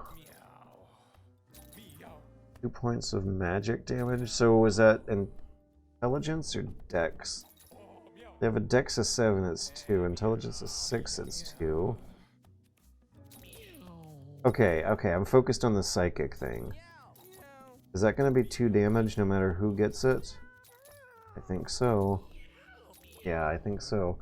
Okay, +1 intelligence, charisma, mobility, minus constant intelligence. Maybe Hubble, but to be our psychic. Which means that Cheese could still be the thief. Oh yeah, old Jill. Will we be able to get to the core? It's 10:30. Archer's the most OP unit in the game, straight up. Archers are completely busted. Use an Archer, George, please. Okay. There's 2 cats left. Jill and Antonio. Jill would be the better archer of the two because archers take a big penalty to mobility. When I usually have an archer, I don't quite feel like they're so overpowered because of that mobility penalty. But maybe the trick is giving it on a cat who doesn't have horrible mobility. We're gonna still have an uphill climb with 3 here. That's not great. At least it's not 2. But, oh boy. When you heal another unit over their mate's HP, you both gain +1 armor. So should Jill be a healer instead? They don't need ability because they kill everything. Well, they can't. Once something slips past their range, they're fucked, and they also can't deal damage reliably because of that lack of mobility. They can't chase the enemies very far. Okay, well this kind of scares me that I'd be wasting this ability. When you heal another unit, you both gain. That means that they should have some kind of healing abilities, which can happen. There's ways to do it without being a healer. I get it now. So let's see. I don't want to give up that 9 dexterity. Lob shot hits for 6. If Antonio gets it, he'll also hit for 6. Maybe Antonio... Oh, but look at how bad his mobility is. Okay, you know what? Twisted Operator, your advice is going to be followed here. If you think Antonio doesn't need mobility, if you think archers in general don't use mobility, then Antonio will be our archer, and Jill will be something closer to a healer, though I don't quite know if Paladin is going to be as fun as something like Tinkerer. I think I have the most fun with Tinkerer. I felt most overpowered as Tinkerer. I talked in the video about how I feel most overpowered in this game when I'm clogging the map up with stuff, with allies and blockers, and the Tinkerer is, they seem specialized to that, so I was having the most fun coming up with the wildestly overpowering strategies when I've been, a Tinkerer, a Druid, a Necromancer,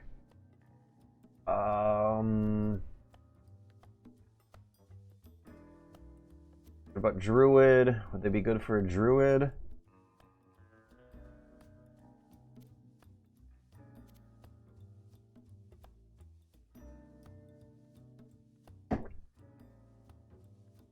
I think Jill's supposed to be a Paladin. They have white fur. That means that a Paladin and a Paladin probably banged to make Jill. But they don't have high charisma, they don't have high constitution.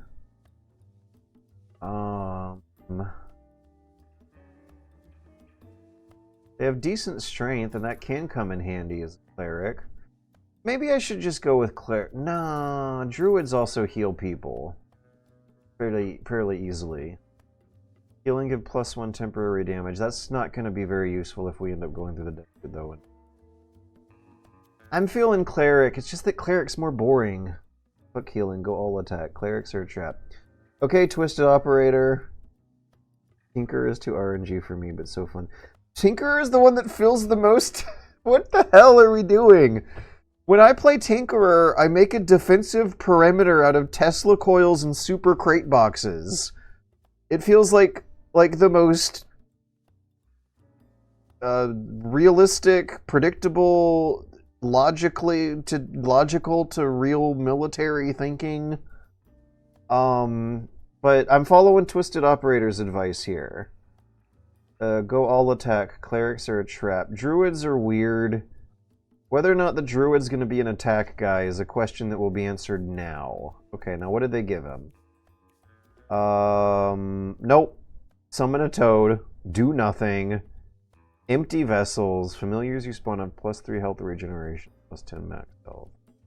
So the last time I got a druid, their side ability that they got on this little spot here was Form of the Wolf, which turns them into a werewolf that jumps across the map and slashes people to death.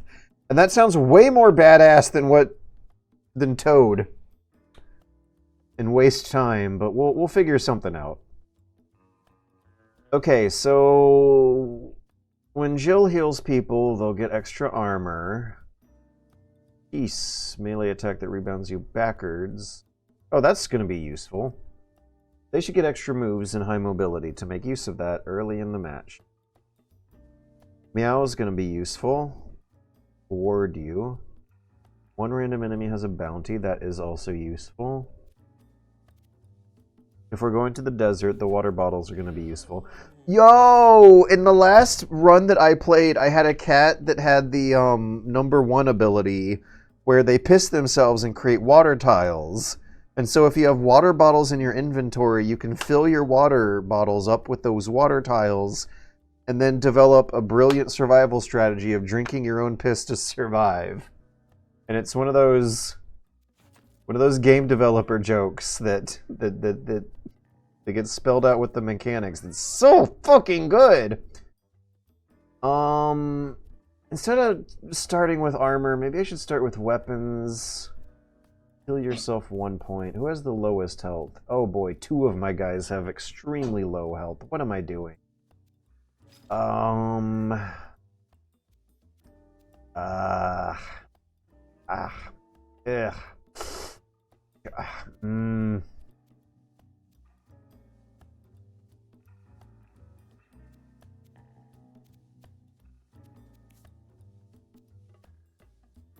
What's the range on this paper? Should I give it to my archer or the guys who are going to be closer to the enemy? Okay, now psychic. Put magic weakness 2 on all units in line of sight. And then I can hit him with psychic pull for extra magic damage. +1 charge when you cast a spell. So they're going to be generating a lot of mana and spending it on a magic weakness debuff. And an occasional melee attack. Maybe Meat Hook would be good to combine with Smack every now and then. Pull a unit towards you, pull a unit towards you. No, I've created a redundancy. So maybe Springboard? I could pull a unit towards me, smack them, and then spring them back where they came from. Yeah, that sounds useful. Okay. The Snaggletooth is also useful, but I don't know if it's more useful than healing items for guys who only have 12 HP. Speaking of guys who have 12 HP, let's give the Thief one more of those, because they'll probably get closer to danger. Druid will. And move 1 tile towards the close.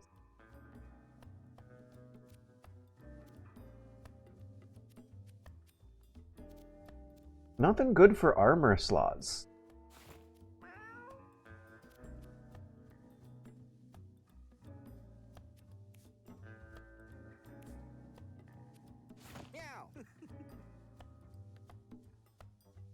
Do do do do do do do do do do do do do do do. You also suffer from the Thief's Curse, George. Never had Black Candle drop from me. Black Candle sure would be useful to have later, but not now. Oh, one of the funniest things that happened was a cat of mine failed a a skill check event on the map, and they got cursed with something on their head. But they already had something on their head, so it just goes in your inventory instead. Very cute. Okay, first, always go armor for your hitters first. Really? I usually put armor on the lowest HPs. Okay, so the hitters are going to be the Thief. Druid? I don't know if the Druid's going to be doing a lot of damage directly, so much as they'll be relying on their toads for the first of the game. How much armor do I got? Oh man. It's just Asteroid Belt.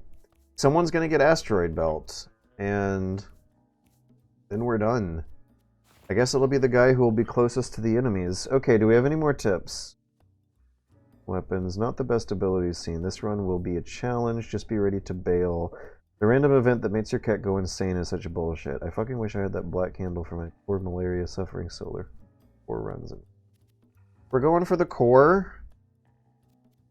I don't think I'm going to make it all the way for the stream. I was looking forward to playing 1000X Resist tonight on stream, but I don't think I'm going to have time.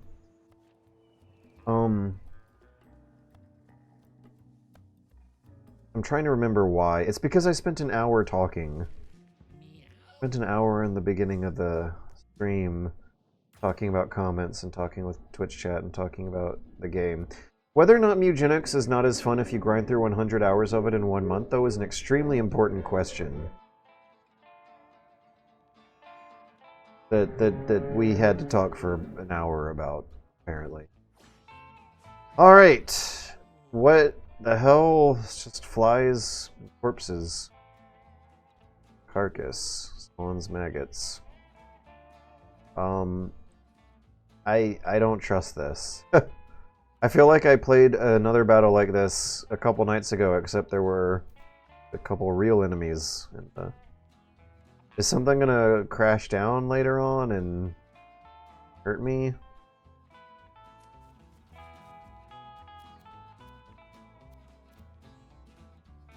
Or... Barrel, barrel, barrel.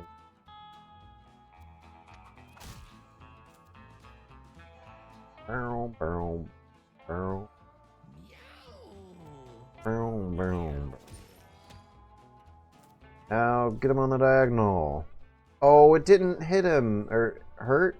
3, the end of the round, then increase bleed by 1. Okay, well, that's lame. I thought it would do some damage, but I wasn't looking at the screen close enough.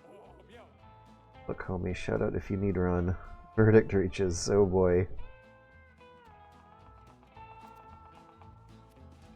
I'm gonna make music a bit louder, and I really should make George quieter. I need to shut up and think and not talk.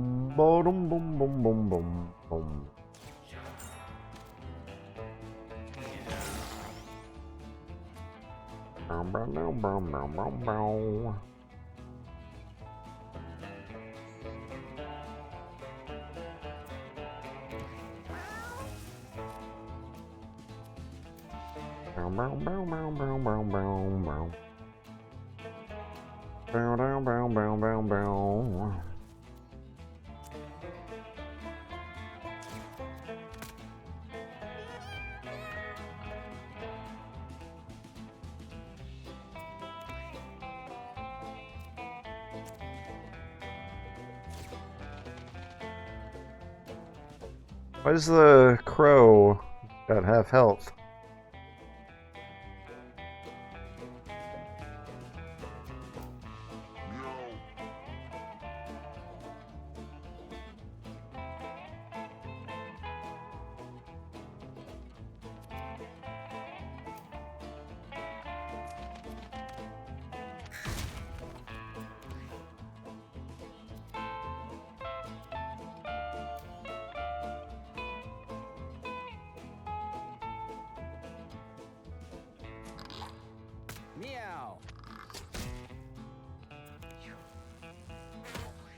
Code is surprisingly useful.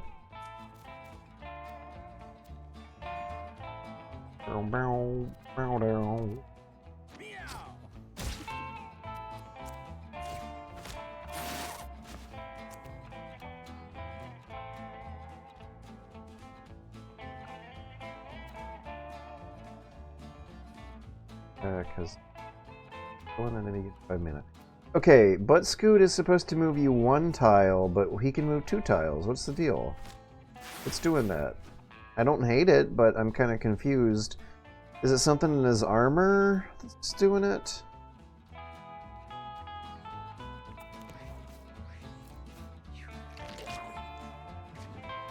Wrapped it all up.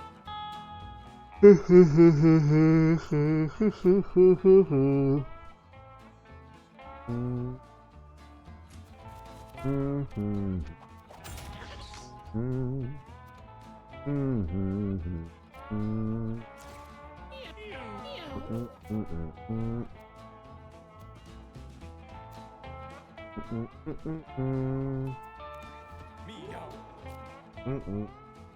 Mm-mm-mm. Mm. Mm-mm-mm-mm-mm.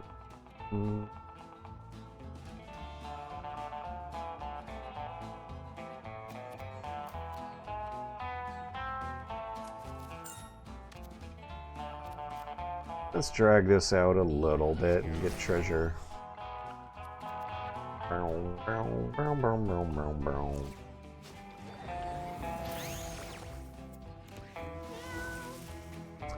Oh, that affects friendlies as well as non-friendlies.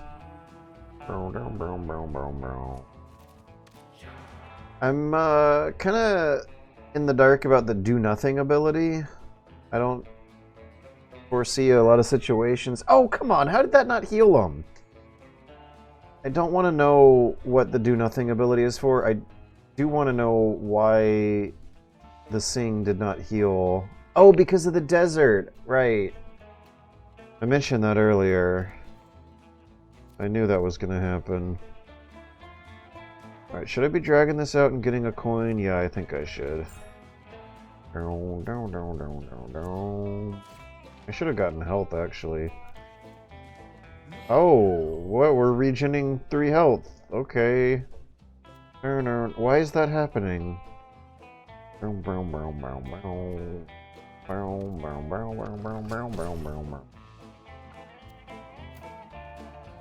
your minions get coins for you? Okay, the crow does, but the frog doesn't. It has to do with, like, whether or not you spawn them in. Right? I'm gonna keep dragging this out, seeing if there's any treasure in the junk pile.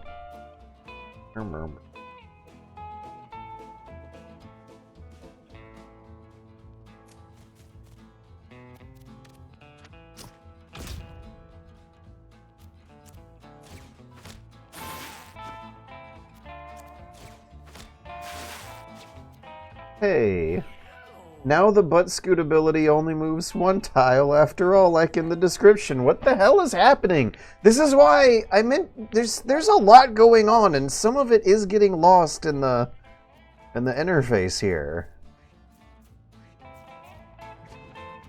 Nice little bow on top.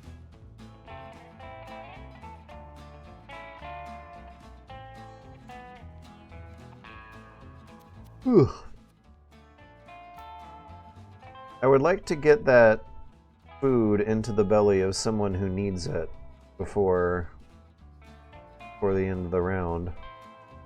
I would also like to get these 2 coins that this frog is blocking.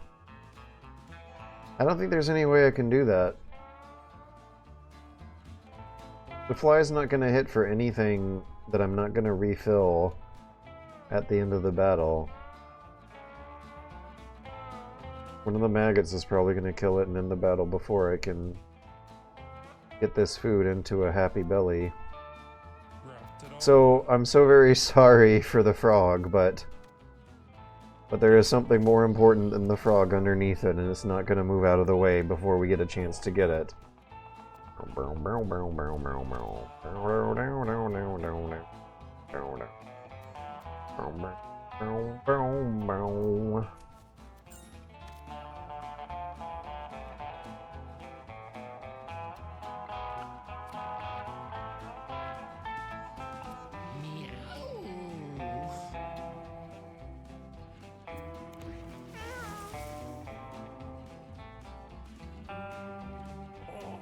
Maybe we can get the bird to eat the food?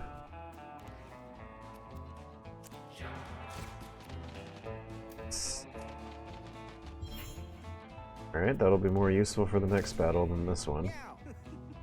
Now I think I feel comfortable. Wait, there's still one more junk. There's never anything in these junks. Why am I doing this?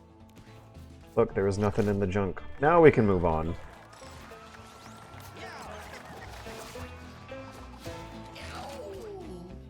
The bird can't carry a bottle of water, so they're really not going to get healing. That sounds very useful. That sounds very useful. That sounds very useful. This sounds the most useful, actually.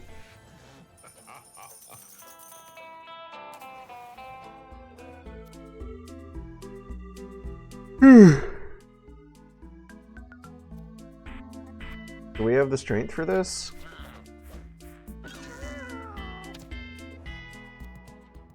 Also, I've gotten so good at mitigating the desert's bullshit that I can happily ignore the water store in the beginning of the desert nowadays. Oh, god damn it! Okay, so what was that? That was luck, right? Luck of 7? Why did that happen? I chose not to go to the friendly, air-conditioned, bottled water store for that. Pocket sand was tempting, but I picked a immobilization spell. Trip. Immobilize an ancient unit. An adjacent unit. This has a 25% chance to work on bosses, but that's probably good enough for me. Immobilizing units seems like the most helpful thing you can do in this game. Okay, I don't know. Immobilizing units and clogging the board up with little minions. If it's gonna if I am given a choice for an ability that immobilizes a unit or spawns a little minion, I am going to pick that over the others. Welcome to hell, George. Undetected misery comes. It's great. Just make sure they don't hit you. Bow, bow, bow, bow. Bow, bow, bow, bow. Wasn't there something giving me coin bonuses with the thief? I gotta pay attention to turn order for this one.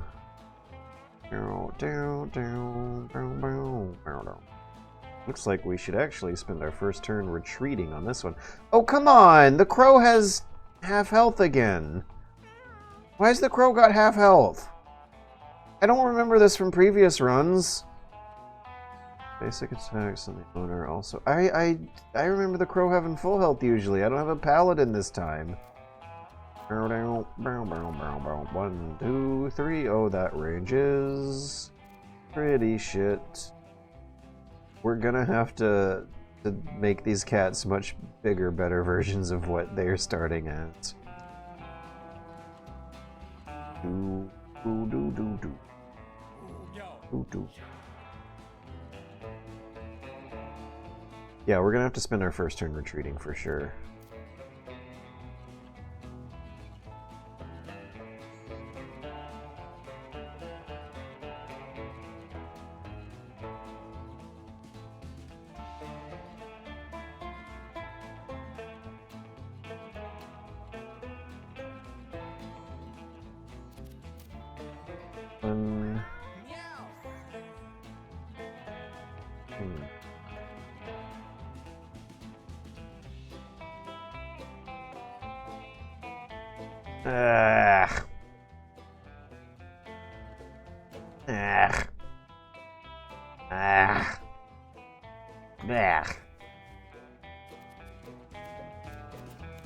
I hate having a boring first turn. Psychic Pull might come in useful for guys who aren't gonna move until later. Oh, I can smash him into the cactus. Let me just go ahead and do that now. Oh, look at that. Look at that. That's so good. Okay, now lobbing these guys back a few tiles might be useful, but I'm gonna be in trouble when they take their next turn.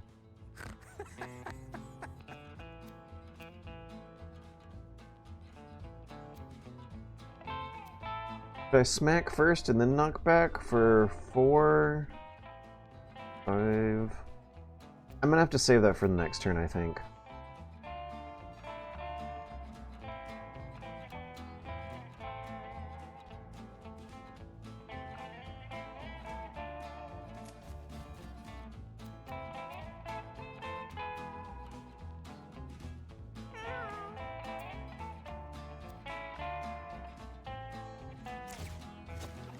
This is fine because the enemies aren't using magic damage.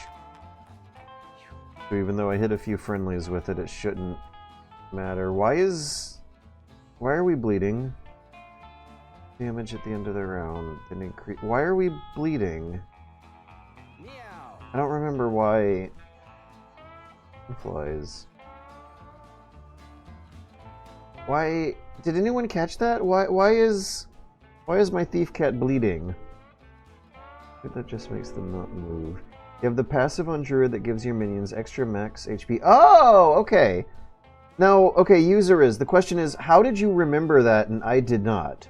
There's a lot of stuff that you have to remember from your character sheet that won't show up on the screen here.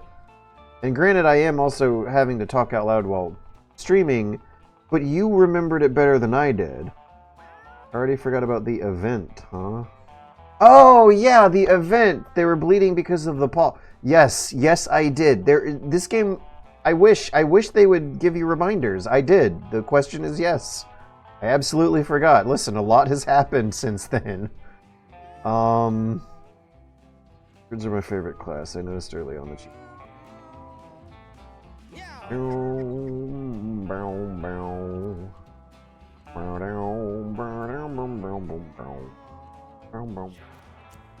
Alright, check this out. No! I lost all my...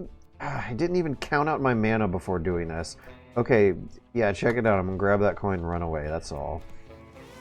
Boring first turn is so very confusing and lame. I don't know if I'm doing it right.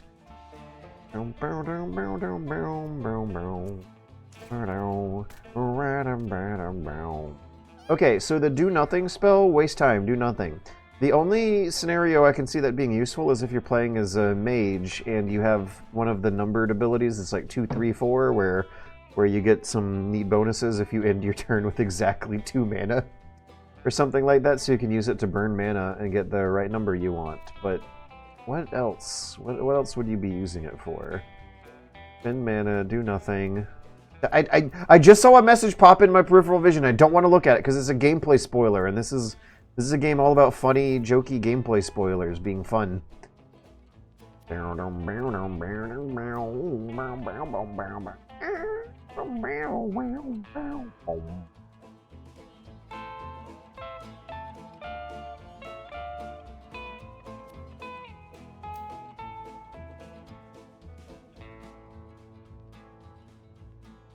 Huh. This scorpion is done moving. If I pull him into the fray... 5-5, 5-5. Should I take out one of the fleas?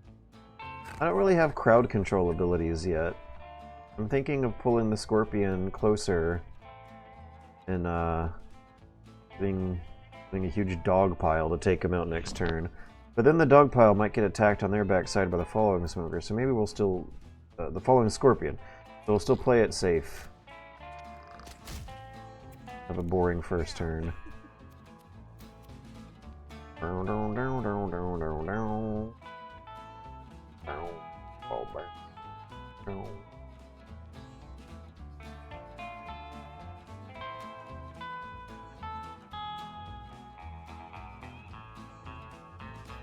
Thinking about attacking the scorpion.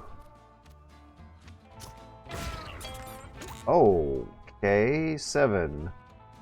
5, 10. Was that a crit? I just one-hit KO'd it, and I didn't know... I did not expect it. Jesus Christ. And maybe it's because, like, my field of vision is kind of sort of covered up by the lower... the fourth of the screen in the lower left. But did someone catch why it one-hit killed him? The fun is going. What the fuck? You don't need reminders. Yes, I do! I don't even know why that guy got killed in one hit. First turn is just making sure you're out of range of them. Easy peasy. That didn't happen, though. I think Toad got attacked. They're low on HP. This guy's about to get attacked. No, he's not, but he's still going to be real close. But, I need a reminder right now. Was that a crit? Hunters, baby. Hunters are crit heavy. We told you. Okay, so I guess it was a crit, but the feedback is light. The screen shakes a bit, and the damage number is higher than your usual. If you miss either of those two cues, like if you look away from the screen for a second to look at the Twitch chat on your mobile phone, you might miss it and need a reminder. I need a reminder. I don't need it. I need a reminder. I want a text message log. Maybe they could find some way to make a reminder without ugly, tiny text in the lower corner of the screen. But in most complicated, over-the-top, tabletop-inspired RPGs, there's usually a way to get a text breakdown of some of the complicated stuff that's going to happen. Okay. Thief has more mobility options this time. The bad guys are about to not. We're gonna give them the full money. Oh, I didn't even need to do the immobilization. I just wasted some mana with that. Oh. Oh no. I don't want to do friendly fire to Jill's crow, but it's only going to hit Jill for 1, right? 2? That's not that bad. Oh, we have another opportunity to pull the fly swarm into the cactus. That's insanely effective. Does 1 damage to units that does 5 damage to units that contact you. 1 damage to units that contact. Where will heat warriors here? The fly swarm kind of confuses me. The description doesn't really say that it's supposed to take 1 point of damage at a time, and maybe that's not the logic that's happening here because we just gave it 3 points of damage. The cactus description says that it deals 5 points of damage to things that contact it. The fly swarm should be dead then, if the math was that simple. It's not. There's something going on here I'm missing. I don't think we gotta worry for the rest of this battle. Maybe we can get some water from the cactus. Bow, bow, bow. Bow, bow. Wait. Oh, and this guy's immobilized too. Why is that? Why did that happen?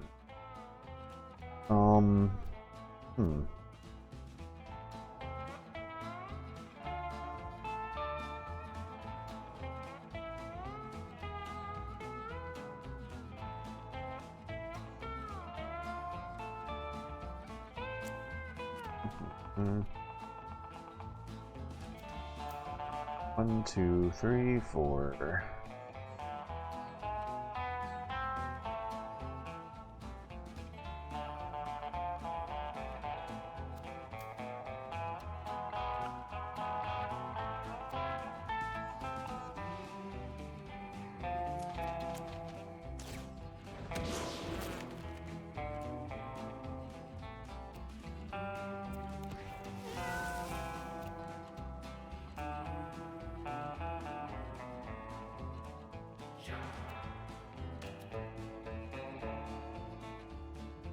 See, now the druid's not feeling particularly useful. We got some healing going on there, and I'm assuming that it's with the cat that had the water bottle, but I think I saw an animal heal up, and animals can't hold water bottles. Heat wave, wave. They're all impacted by the water, the heat wave. The heal also gave 2 of them a point. I think it was the crow and Antonio.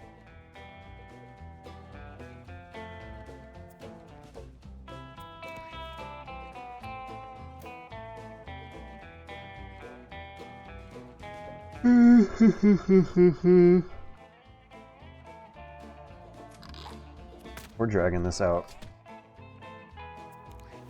I'm killing them too efficiently. We have time to enjoy the cactus water. Especially because we're going to be clogging the board up with minions with this butt scoot stuff. Oh, I can butt scoot in a semicircle. I can create 3 minions and block the enemy from going into the shortest route possible to attack me. Thank you for doing that, because that just makes things easier for me. Why did the AI do that? Wrapped it all up. Alright. If we're dragging this out, then we're just gonna walk backwards while someone else refills their half-filled water bottle with the water. And then a third should then take the water spot. to heal up at the end of the battle.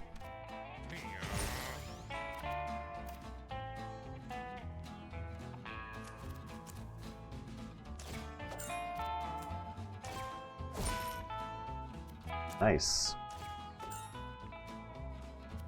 I have so much money that I don't need to pay Tracy, Tina, Stacy, what's her name, for water. So I don't have to worry about filling the crow up between battles. And by filling the crow up, I mean filling it up with health, right?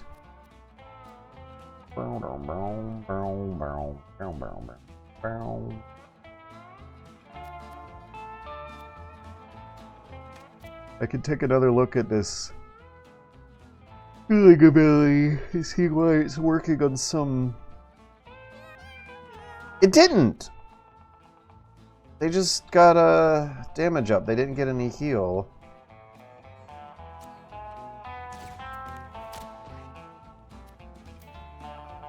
Boing.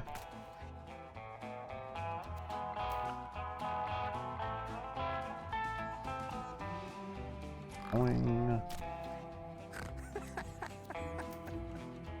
Oh, we can't refill the water. Wait, with butt scoot we can.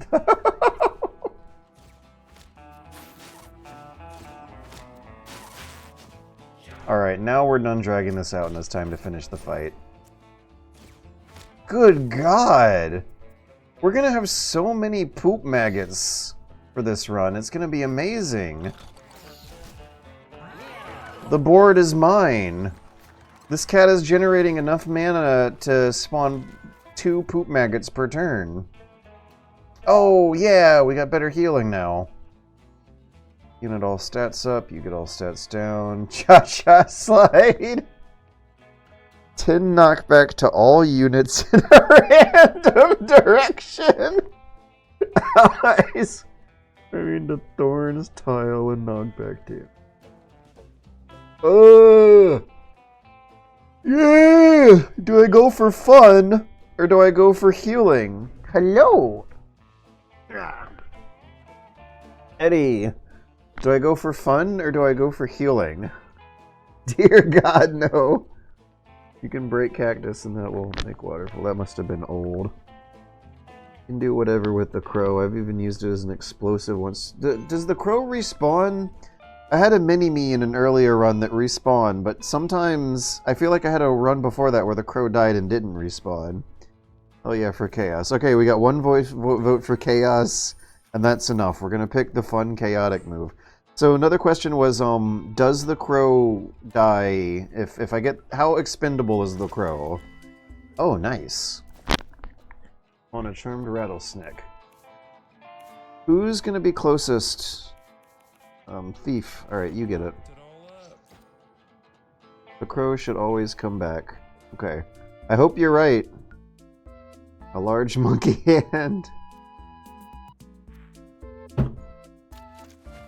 Curiosity and chaos are winning the battles. Alright, let me take another look at my abilities. I'm forgetting the details here.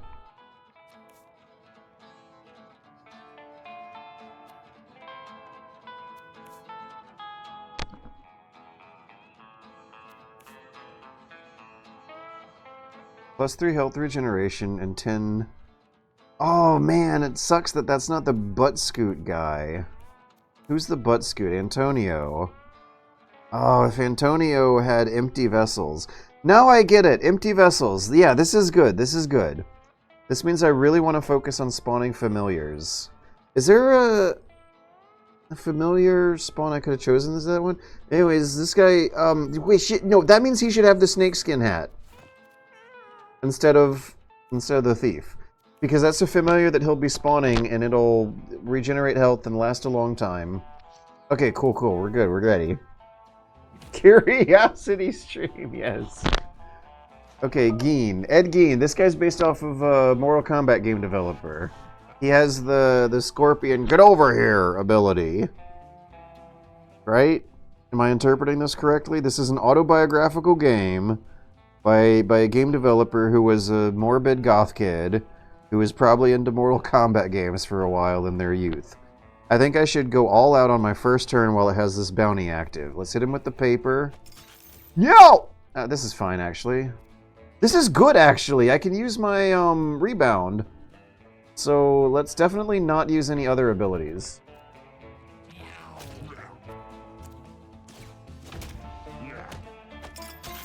Hey!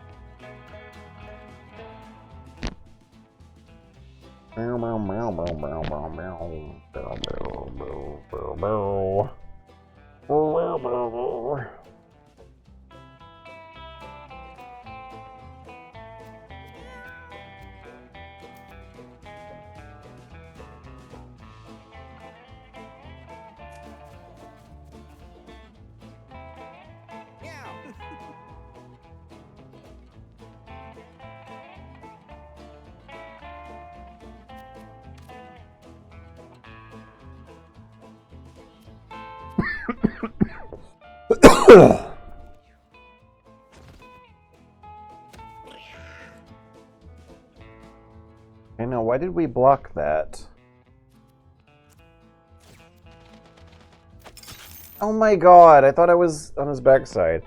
What's this thing say? That in their movement in range, inflicting bleed, is a melee spin attack that spawns meat.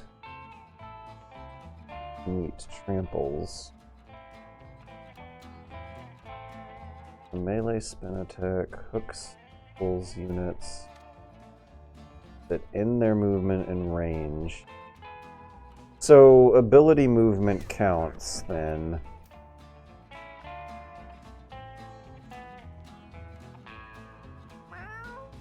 Now this thing does not say line of sight, and I feel like that guy pulled me from a whole line of sight.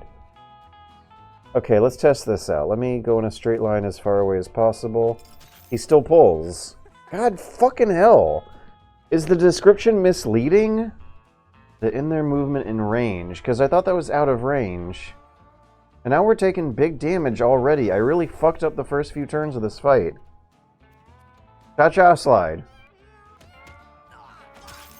God damn it! Wait, the crow's expendable. I should stop worrying.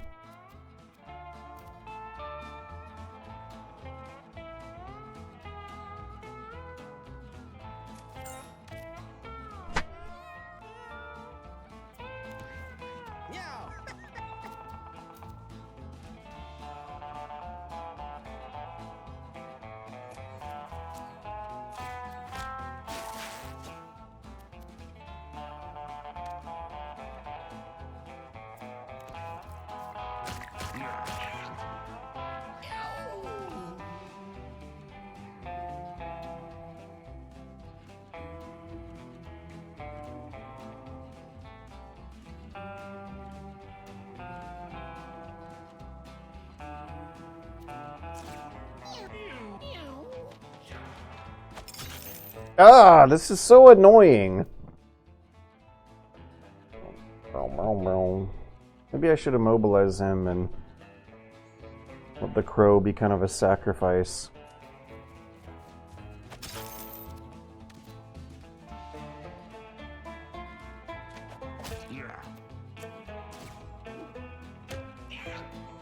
It didn't work.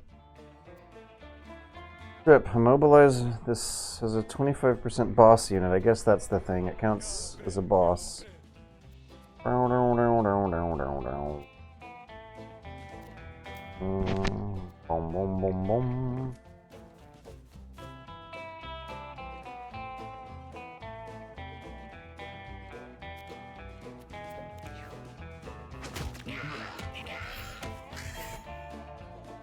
Alright, how is it healing? I didn't see any meat on those tiles. There's a lot going on in this battle that I want the text feed for.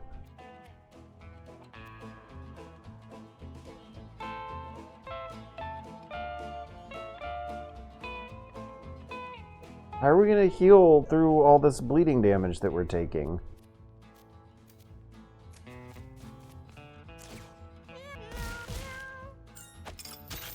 Ah! Well, at least the thief might be safe for a little while, but what about healing? How are we going to get that done?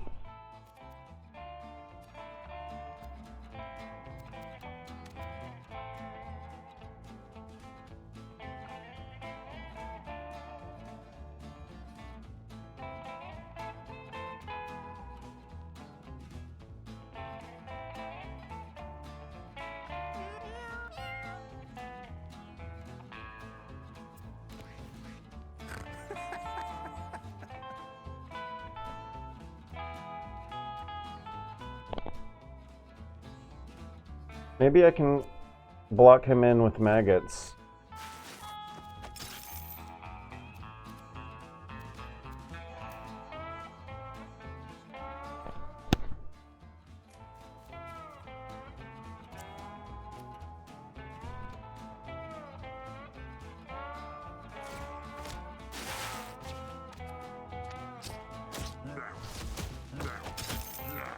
What the hell is going on? So he caught on fire, a rock got spawned, the rock became hot. Like, the people in chat have been able to decipher this better than I've been able to decipher this. I don't know why he's on fire.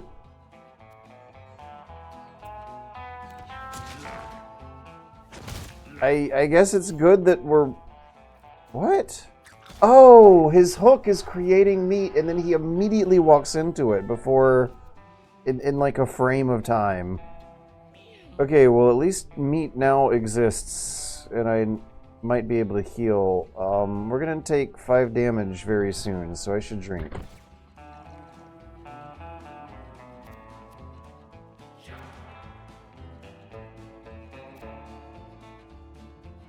He accidentally slammed it into himself. Anything that's not cleansed that can remove bleeding. You want to find a debuff remover spell. How it works. Okay, so in less than a second, he can slap an enemy, turn him into meat, then walk into the meat before I can really see the linear order of events. We can kill him. We can kill him this turn. I would like to eat food, though. I don't think I'll be able to, though. But we can get dragged over and just smack him with our basic attack. Is there anything else I should be doing? No, let's just get grabbed and smack him with the basic. So, yeah, we're not going to take that bleed damage. Oh, 4? Wait, okay, that's right, we're in the desert. We're not supposed to heal after battle, but the thief did heal, which usually means they have a water bottle, but I don't remember the thief having a water bottle.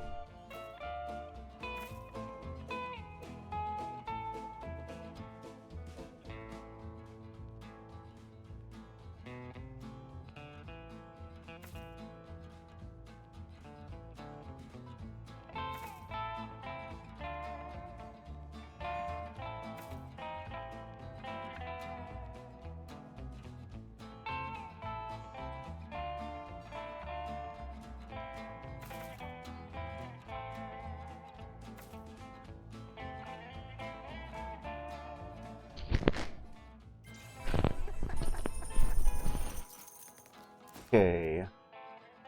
They did have water. They did have water. Yeah. That more meant that poison and fire have alternative ways to remove them, rather than just buff remover spells. Whew. It's almost 11:30. I've got to wrap up the stream and go do something more important. This sucks. I didn't get to play 1000X Resist.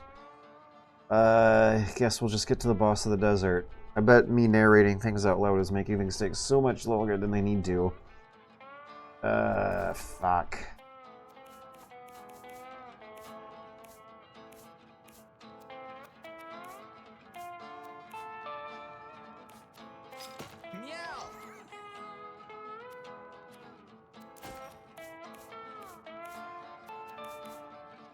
Not really worried about water.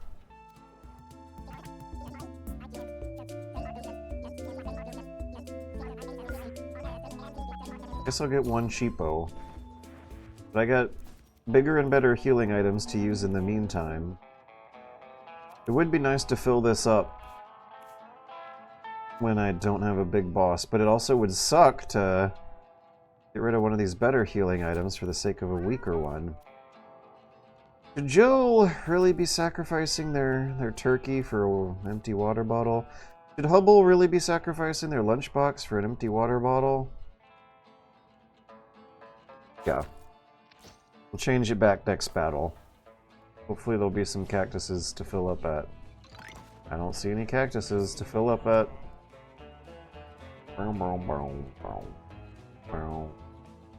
Okay, so these are like sentry towers. They don't hit very hard, but they can be a pain in the ass to fully deplete.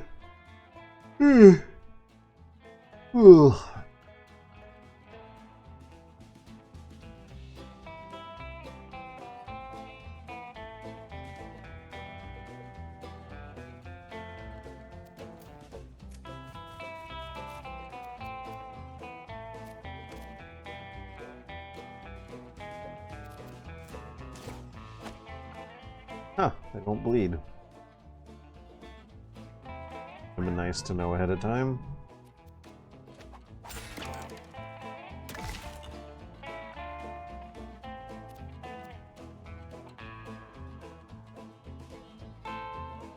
Everyone is safe except for the snack.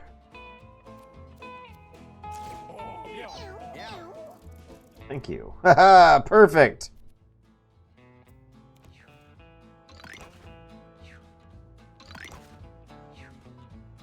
I think I should start from right to left, based on the looks of things.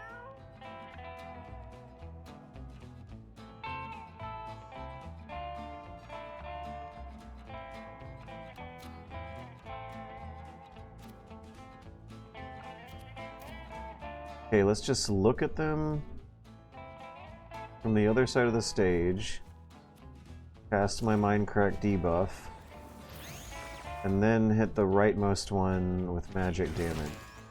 Only two? What I expecting?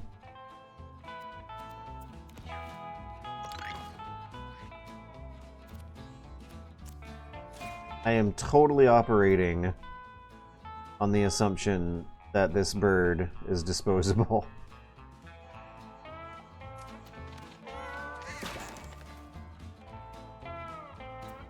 I am using that bird like a projectile.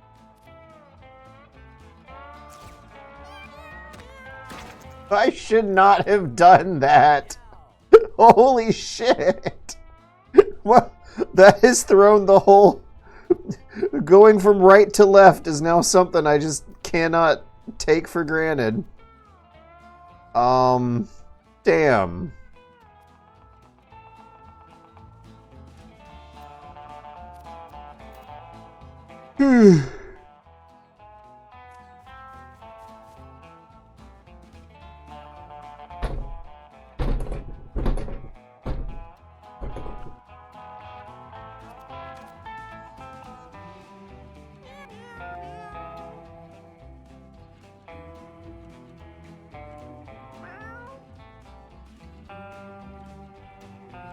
Should I have picked the spiders?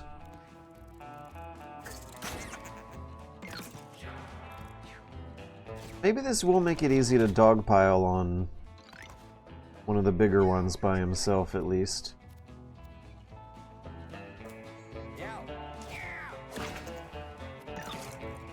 Spawn a spider egg trap.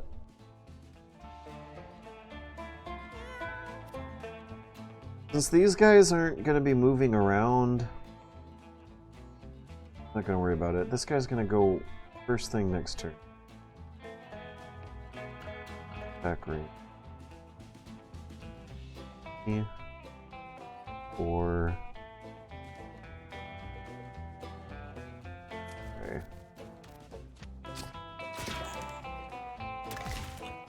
Nice. 5, 9, okay, let's do that. Give it a try. I can butt scoot 2 whole tiles away now. Oh, it's the road! That's what's doing it! The road tile! Okay.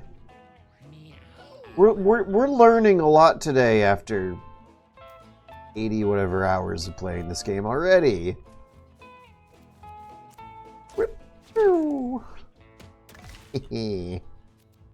And now I can... Cha!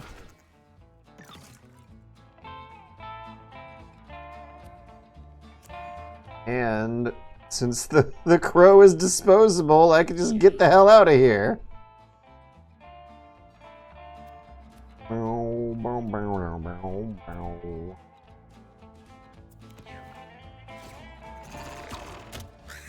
Whoever told me the crow was disposable, I hope you feel horrible.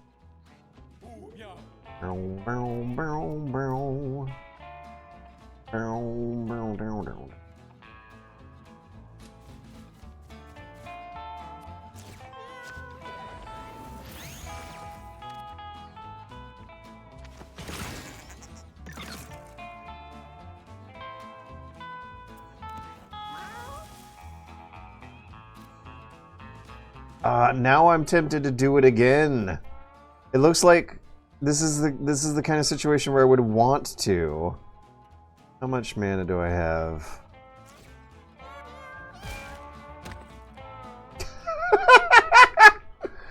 Okay, that did little to nothing. I thought they would smack into each other. I thought the rock might smack into them. I thought the snake might smack into them. Instead of the thing that I was expecting to happen, something else happened. What a game. I wish I did, but I've done much worse with the crow. Couldn't have been me. I'm lurking eating dinner.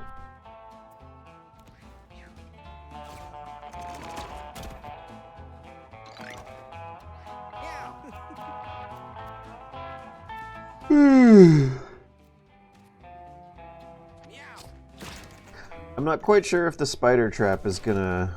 Hey! Oh, right! Okay. So, the boulder spawn, a rock got spawned because of Mini-Moon. Your basic attack has a 25 chance to shoot an asteroid at what it hits. So it says asteroid in the description, but it's really a hot rock. Attack it to knock it forward. It deals 5 damage. Oh, the psychic is gonna be so useful. Holy crap. The psychic can knock the rock back into this guy who can get knocked into that guy. Oh, I can use butt scoot to get close to him and smack him with the geode. And then butt scoot away and use my movement to get the hell away. This is so awful. We're doing awful things, truly awful things tonight.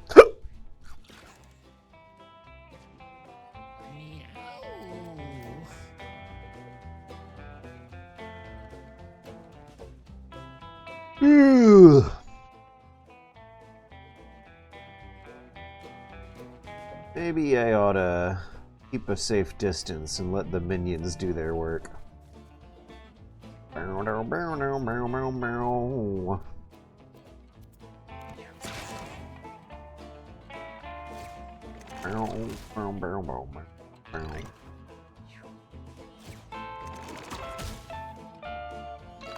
Alright, Psychic's up next. Hubble is a great name for a psychic cat. Bam! That wasn't quite as dramatic as I was expecting. What did I do wrong? Did I not hit him with the mine crack first?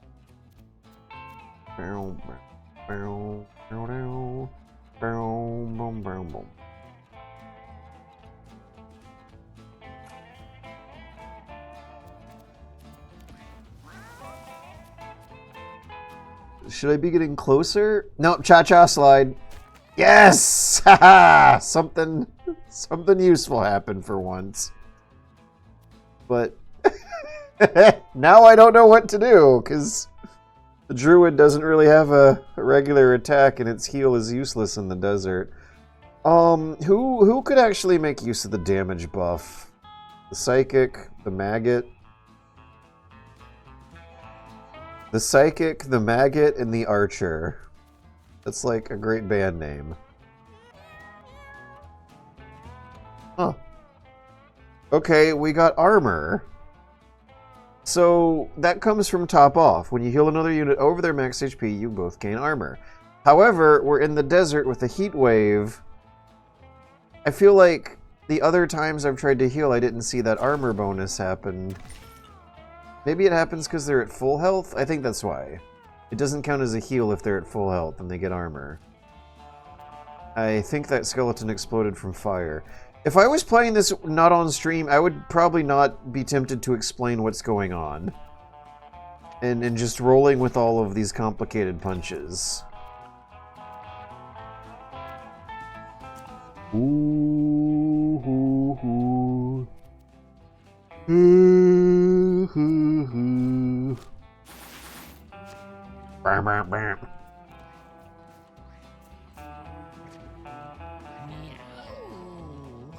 More tempted to go for coins than I am to go for damage.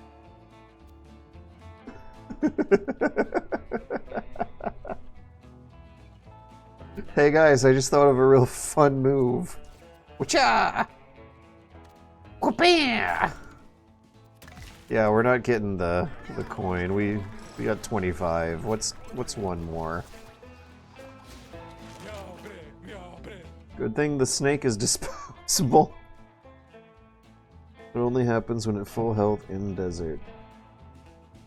Companies would be proud and encourage the most foul things. I don't know what the asterisks could mean. Oh, this! Hell yeah! Inflict freeze on a unit within your line of sight. This sounds like a superior version of one of the most useful spells in the game, in the early game even. And that's the turn an enemy into a block of ice. Oh no, is an enemy a pain in your ass? Turn him into a block of an ice. There you go, problem solved. Make an asteroid fall on your tile within your line of sight. The asteroid deals damage and leaves a rock. Now, what do I feel like a better description would be meteor, and that I already kind of have something like that going on. You know what I don't have is a freeze spell.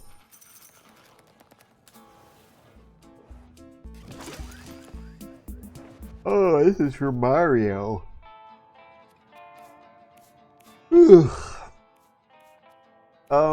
This is the second Mario 2 reference I've seen. I'll give it to the guy with the lowest health. Someone told me to give armor to all my hitters, but conventional logic inside of me is just still telling me to give it to the guys that's suffering the greatest risks. Lost lunchbox, got demonic hat. Damn, the lunchbox was useful. Can no longer heal? That sounds like a worse trade. Demonic hat, +3 trample. Maybe if a tank or someone like that wears it and then takes it off for the next battle and then alternates? I don't know if I'm seeing an opportunity for that in my current team, though. I would rather have the lunchbox. Okay, Hubble has an empty water bottle that needs to get filled. Can we please get some... Yeah, I see one cactus, okay.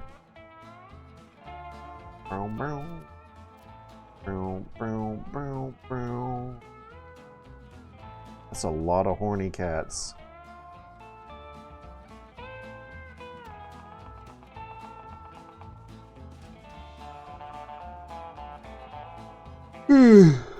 Ooh.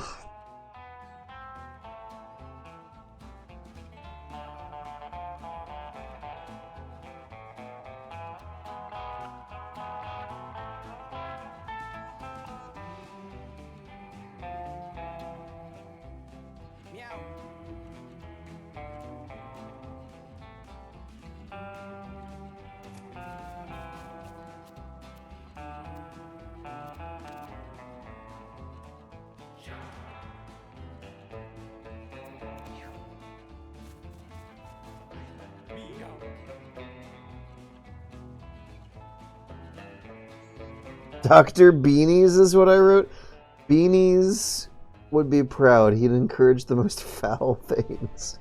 Why did it censor Dr. Beanies, but not when you tried it a second time? Oh man, it's very tempting for me to just thoughtlessly leap in there and start dealing damage. It's so tempting that I'm gonna do it.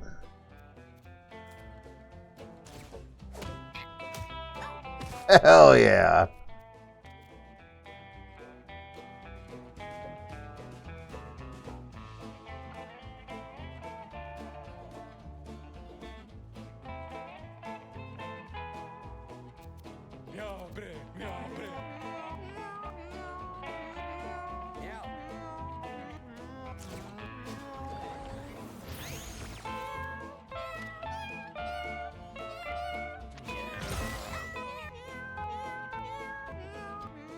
I did not think that through.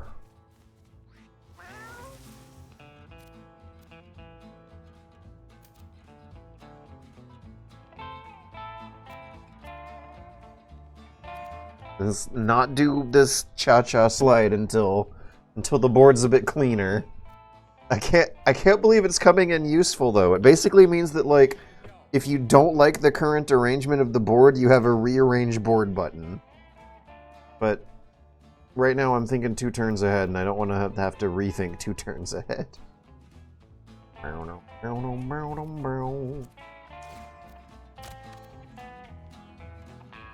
My minion game this run's gonna be real fucking strong.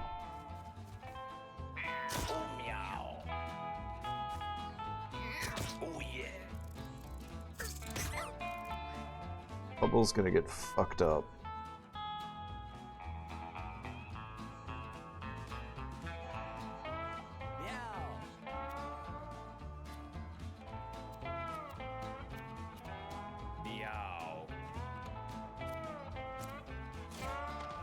God damn it, I didn't count out my mana again. I wanted to do the arrow blast, but I'm eating ass for this round. I was doing better in the other rounds. Did I actually pull Hubble to safety? How much danger is Hubble in? Hubble's in a bit of danger, yeah.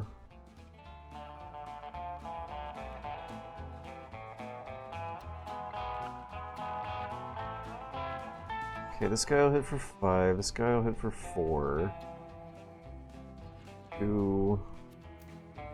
Can I take out? No.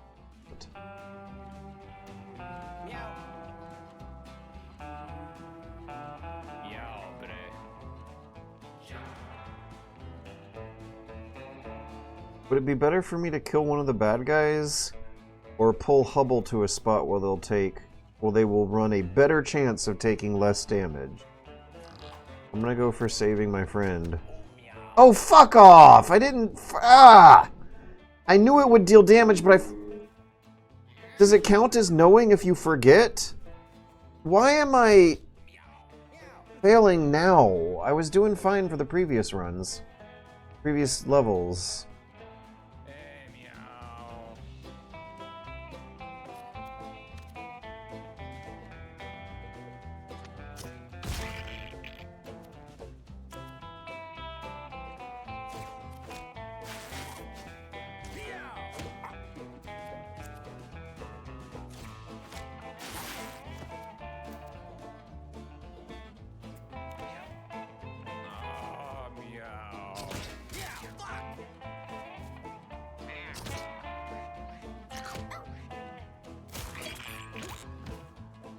Wait, what's the mask doing?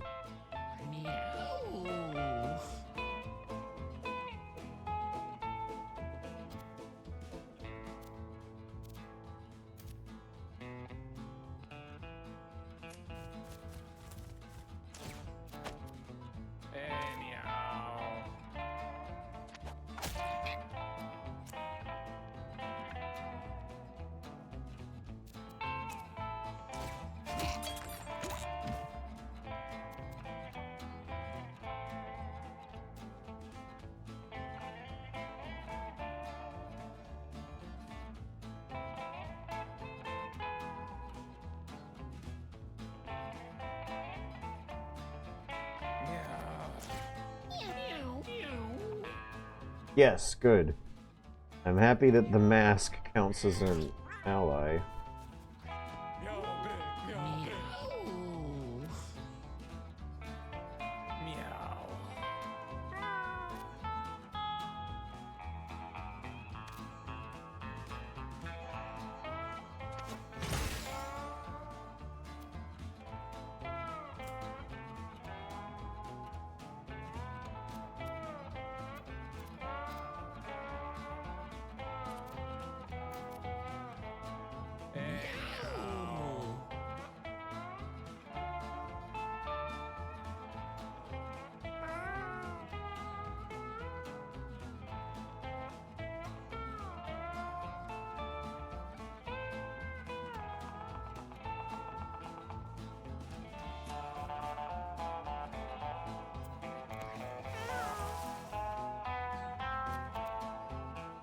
Nice little bow on top.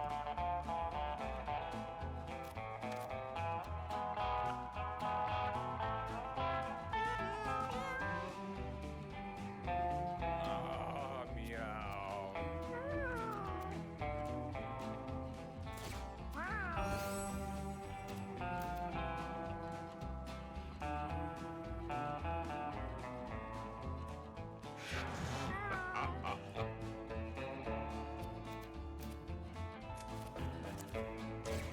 I'm taking advantage of the... Come on, what's going on with this? Ranged attack! Ranged attack! It's not meleeing, it's shooting.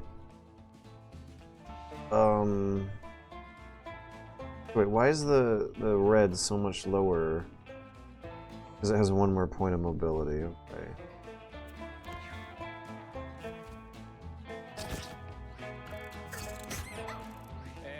Still not entirely sure why we're blocking attacks from the front with Antonio. Whatever's going on with that, I kind of forgot.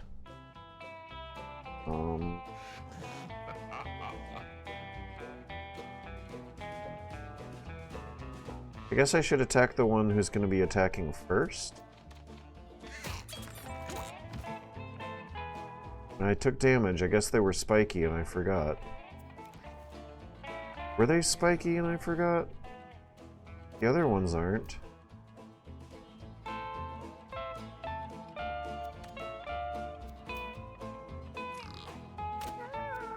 Frog's disposable. Oh, I thought it would take damage from the cactus. I keep thinking things that aren't happening.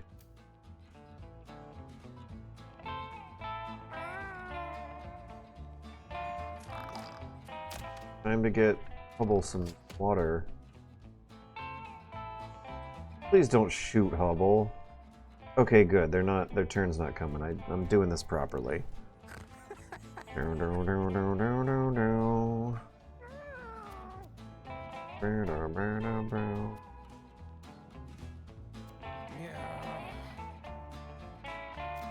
We've gotten to a point where we need to drag it out.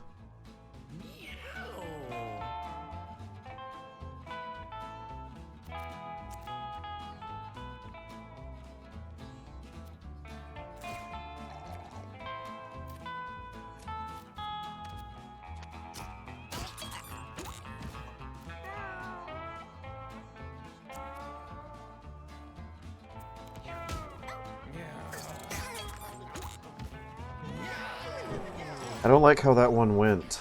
I really don't. I got my ass kicked from that one. That was a Pyrrhic victory.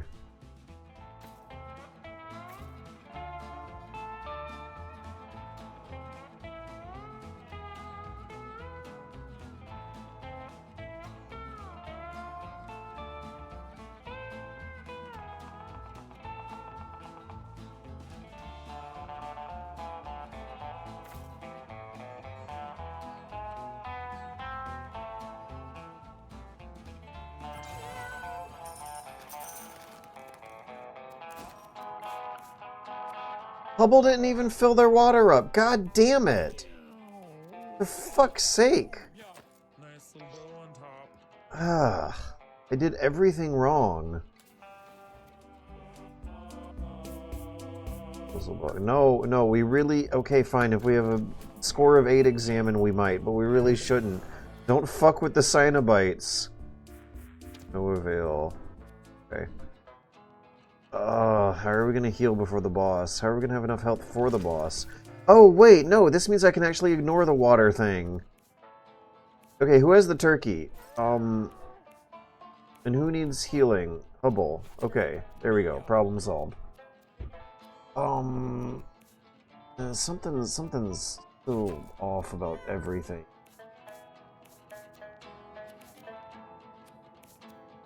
I've not really used the springboard.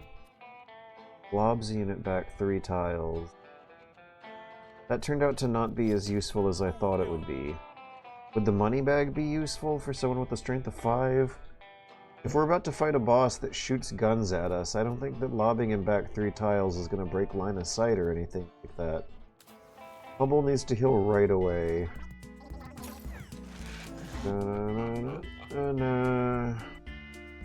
Oh, hey, this could help. Select a coin pickup, refresh your movement. Oh, that's incredibly overpowered. Basic attacking to 1. I remember having a lot of fun with this one. I probably should not have picked that one.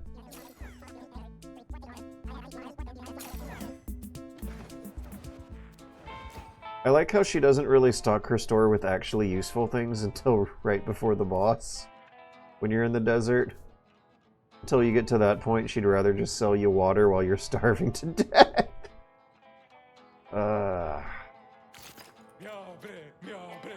Alright, now I feel like someone...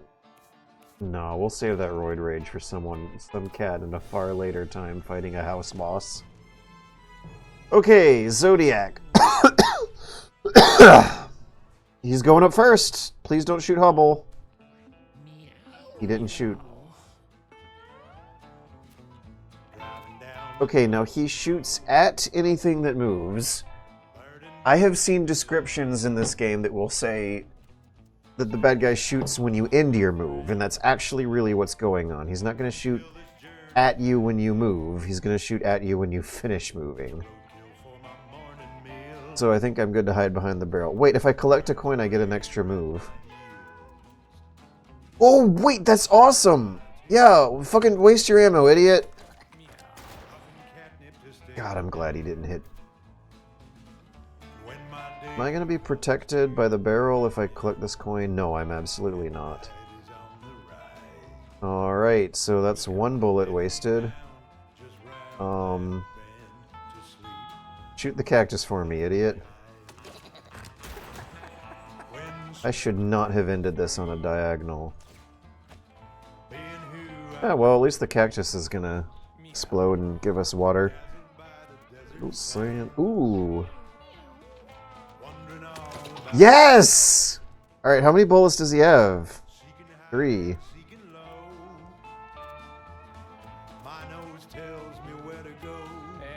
Can I do it again, actually? Can we hide? Can we get him to shoot the cactus again? I think he's got line of sight.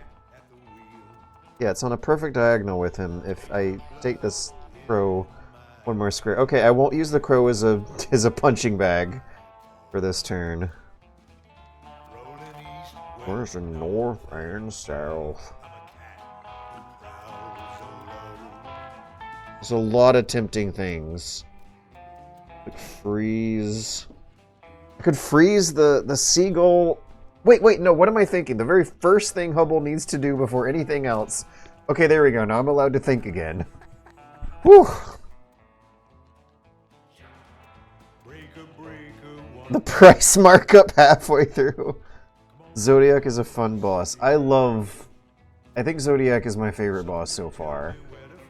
I love how you're suddenly playing a cover-based shooter in this turn-based strategy.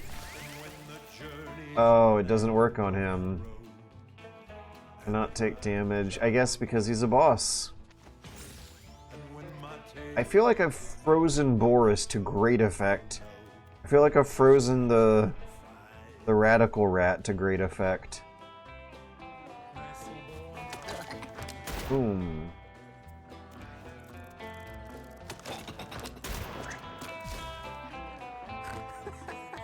Okay, he has 1 shot left.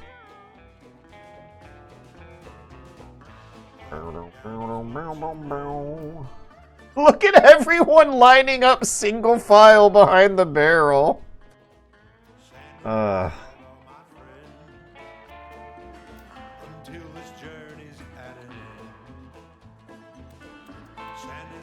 I think the crow is disposable enough for me to try to fly into him. 1, 2, 3, 4. 2, 3, 4. I don't know. 4, 5, 10, and I only have 8.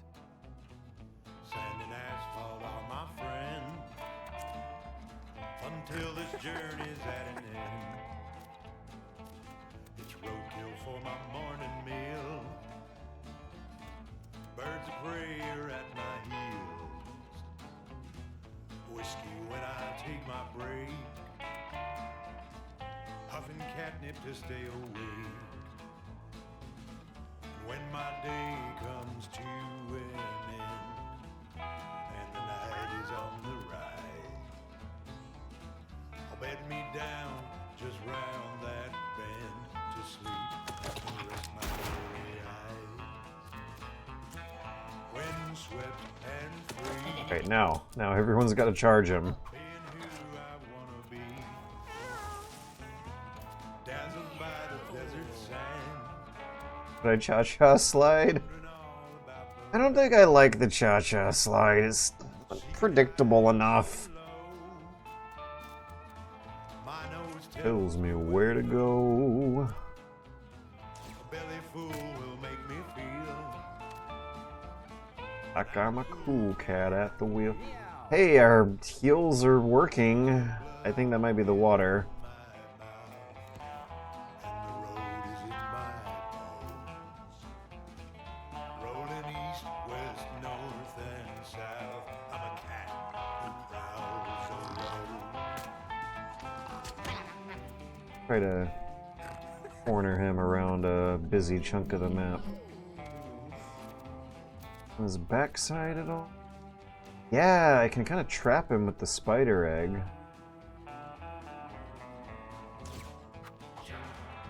I could also shoot him and then run up close and smack him. Come on back on this city line. Oh god, I can't smack him. Someone tell me where to find I something. think I should have spawned a maggot instead of doing what I ended up doing. And when the Oh, he has so many movement points. and the driver's out of time, and when my tale has been all but told, you'll know that this cat's done fine.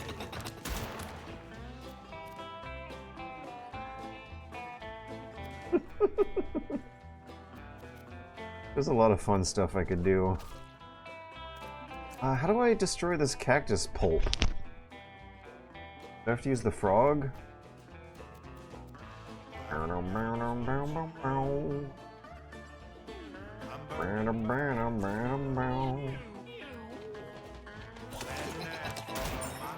Fuck yes, I am so good at video games.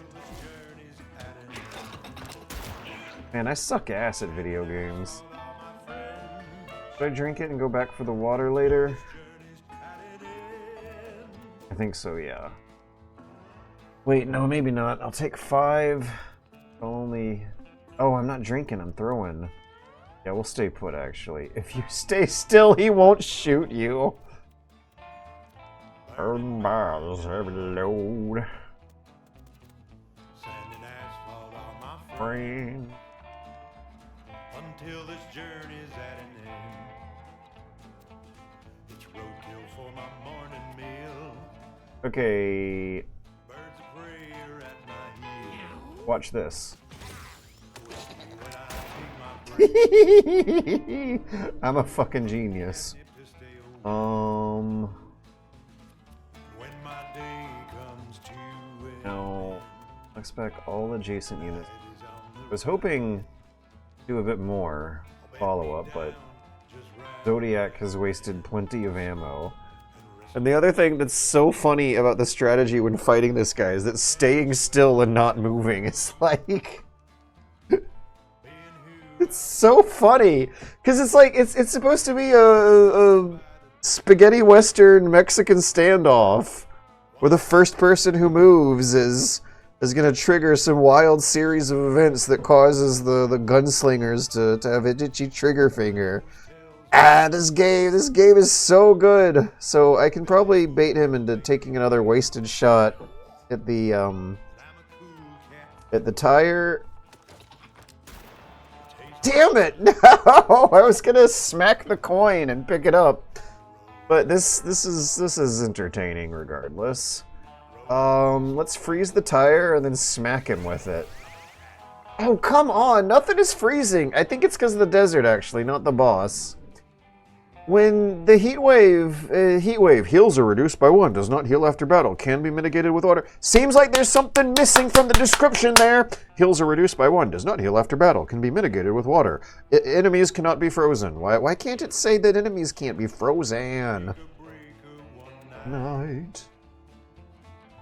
Come on back home, city light. Ooh, yeah, shoot the bag.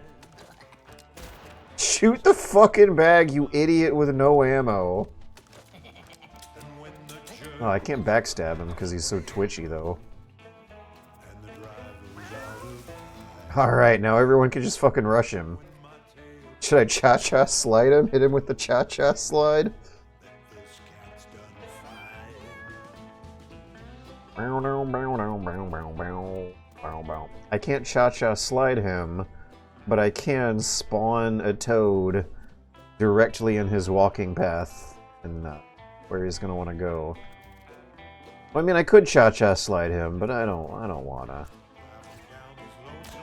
It might mess up my plans about refilling my thief at the water hole.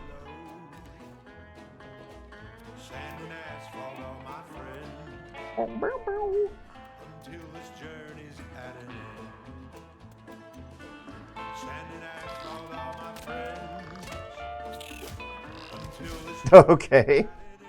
I was not expecting the pigeon, the seagull, to counterattack.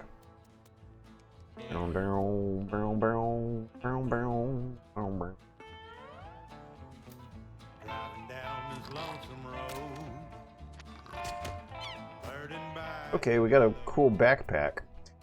Zodiac is almost completely blocked in, too.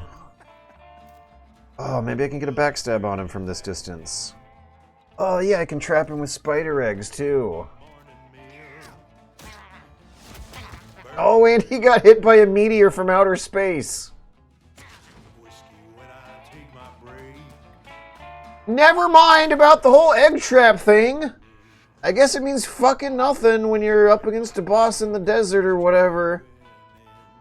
And, I sure would like to go to the watering hole and refill, but it seems like Zodiac knew that was where I was headed. Let's try to bait him into shooting the garbage bag. Yeah. Being who I wanna be. Why would a cat be dazzled by desert sand? I feel like cats, didn't ocelots evolve in a desert savanna, kinda? I think cats don't find sand in desert areas very shocking or dazzling. Like they do boxes.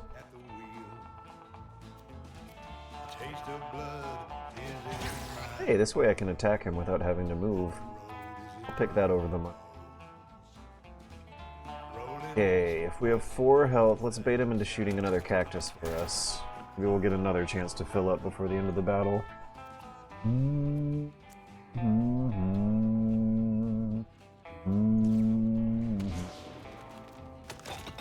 Oops. Oh, wait, never mind. That was all part of my genius strategy. What am I saying? I never say oops. I always say aha, just as I planned. Okay, I could walk up to him, get shot by him, and then just eat the food to heal. Or...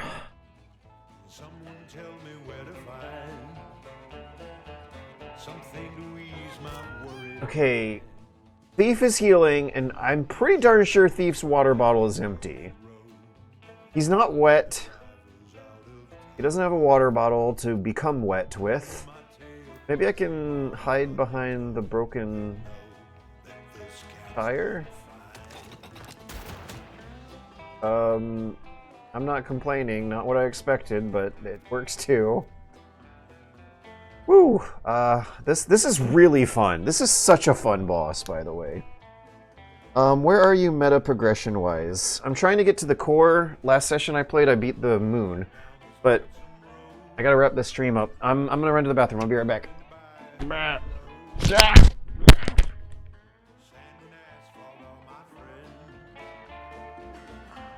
this journey's at an end. Sand and asphalt are my friends. Until this journey's at an end.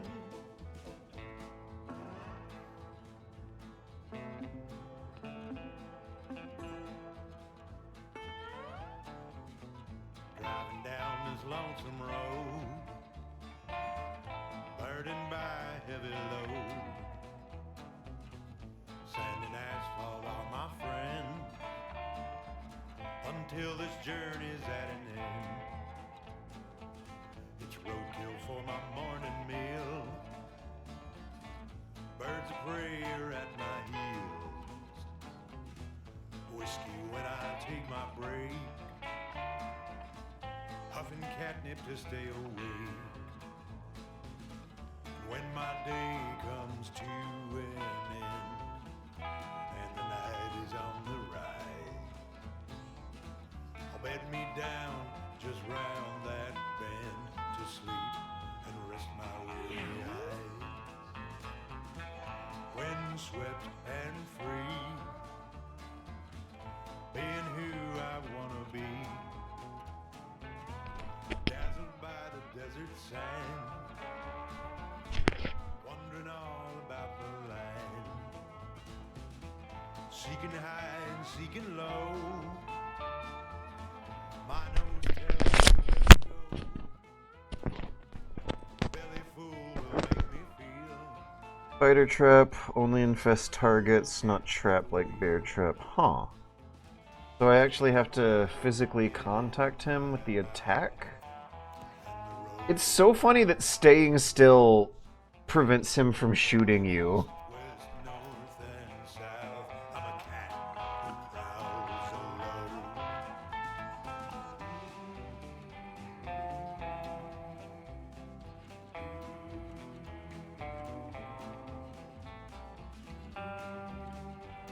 Okay, maybe I can bait him into shooting the seagull corpse. Yes! He's so predictable! Breaker, breaker, one Can I eat the night. coins? I don't think you can. I've tried. I've tried to eat coins with Frog, and I don't think it worked. You can move coins. Tell me where to find But you know what, Frog? You did fine. You baited him into wasting ammo. worried mind. And when Bow, the bow, journey's bow, bow, bow, running bow, down bow, the bow, road, bow, down. and the Boom, driver's boom, boom, out boom, of boom. mind. And when my tale has been all but told, you'll know that the scout's done fine.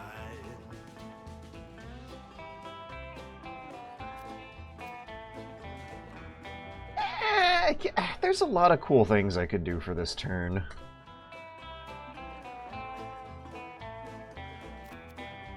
We're gonna attack Zodiac with this turn. We're going for damage. Wait a minute, are we? Yeah, we are. Sand and asphalt are my friends. Until this journey's at an end. Jesus Christ! Until this journey's at an end.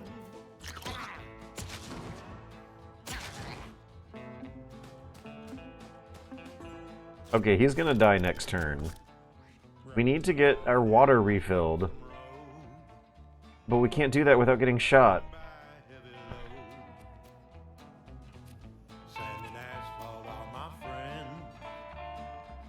Until this journey's at an end. We'll do our best. It's roadkill for my 3, 5. That wasn't worth it. prayer at night. I should have just stayed still. Whiskey when I to stay awake. When my day comes to end, If I hit him with Mindcrack and Magnet, is that just gonna straight up end him? bed me down just round that bend to sleep and rest my weary eyes. When swept and free, being who I wanna be, dazzled by the desert sand, wondering all about the land, seeking high and seeking low. My nose tells me where to go. A belly full will make me feel that I'm a cool cat at the wheel. The taste of blood is in my mouth, and the road is in my bones. Rolling east, west, north, and south, I'm a cat who prowls alone.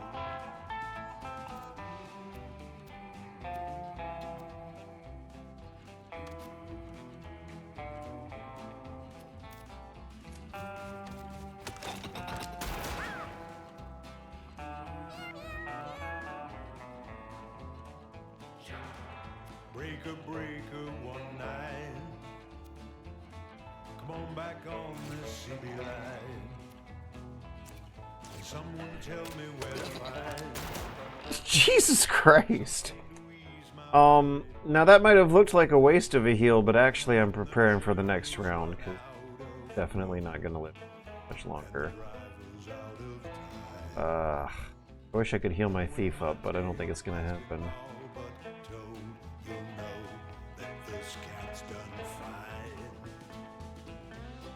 No, it's not gonna happen. So I guess the most useful thing the frog really could do is attack. He's gonna get shot though. Okay, maybe he could. Maybe the cactus will block us. Yeah.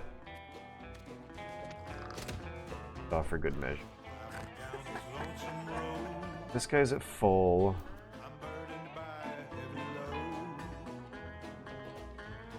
This is my favorite boss. This is my favorite boss in the game.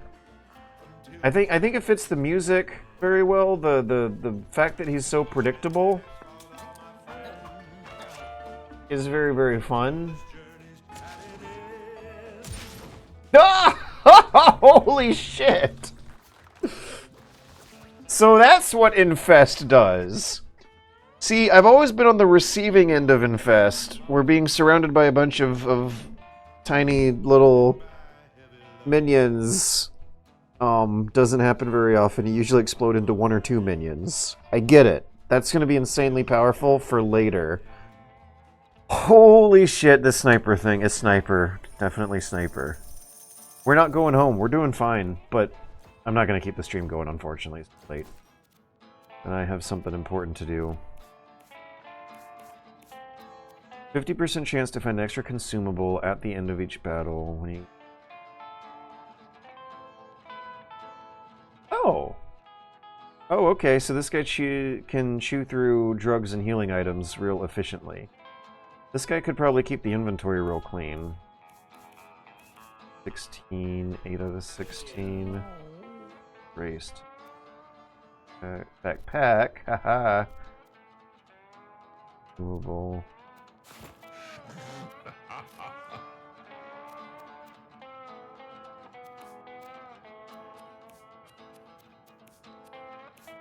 Ooh,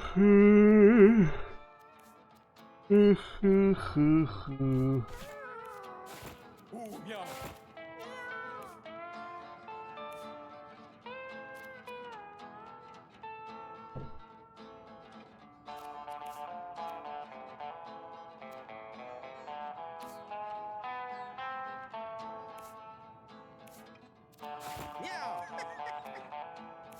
Okay.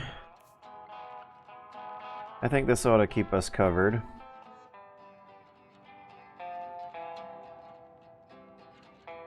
Crow is the only animal familiar that can collect coins. Might be because it is innate to the druid or something, yeah. There seems to be a big difference between minions that you spawn yourself and minions that spawn in the battle with you. I saw that mentioned in the description. These might be two different categories of minions, one of which has coin collecting privileges. Okay, I am going to call off the stream and take care of some more important work that I got to get done, and Eddie has also been demanding a lot of attention this stream for some reason. Yeah. So we'll head out and I'll get back to my work and see you guys on Monday for Metal Gear Monday, where we are playing Spy Fiction. And all of the YouTube commenters who said that I died and came back in April, who don't know that I've been doing 8 hours a week on Twitch this whole time, need to be informed somehow. But yes, I will see you all on Monday. Ooh.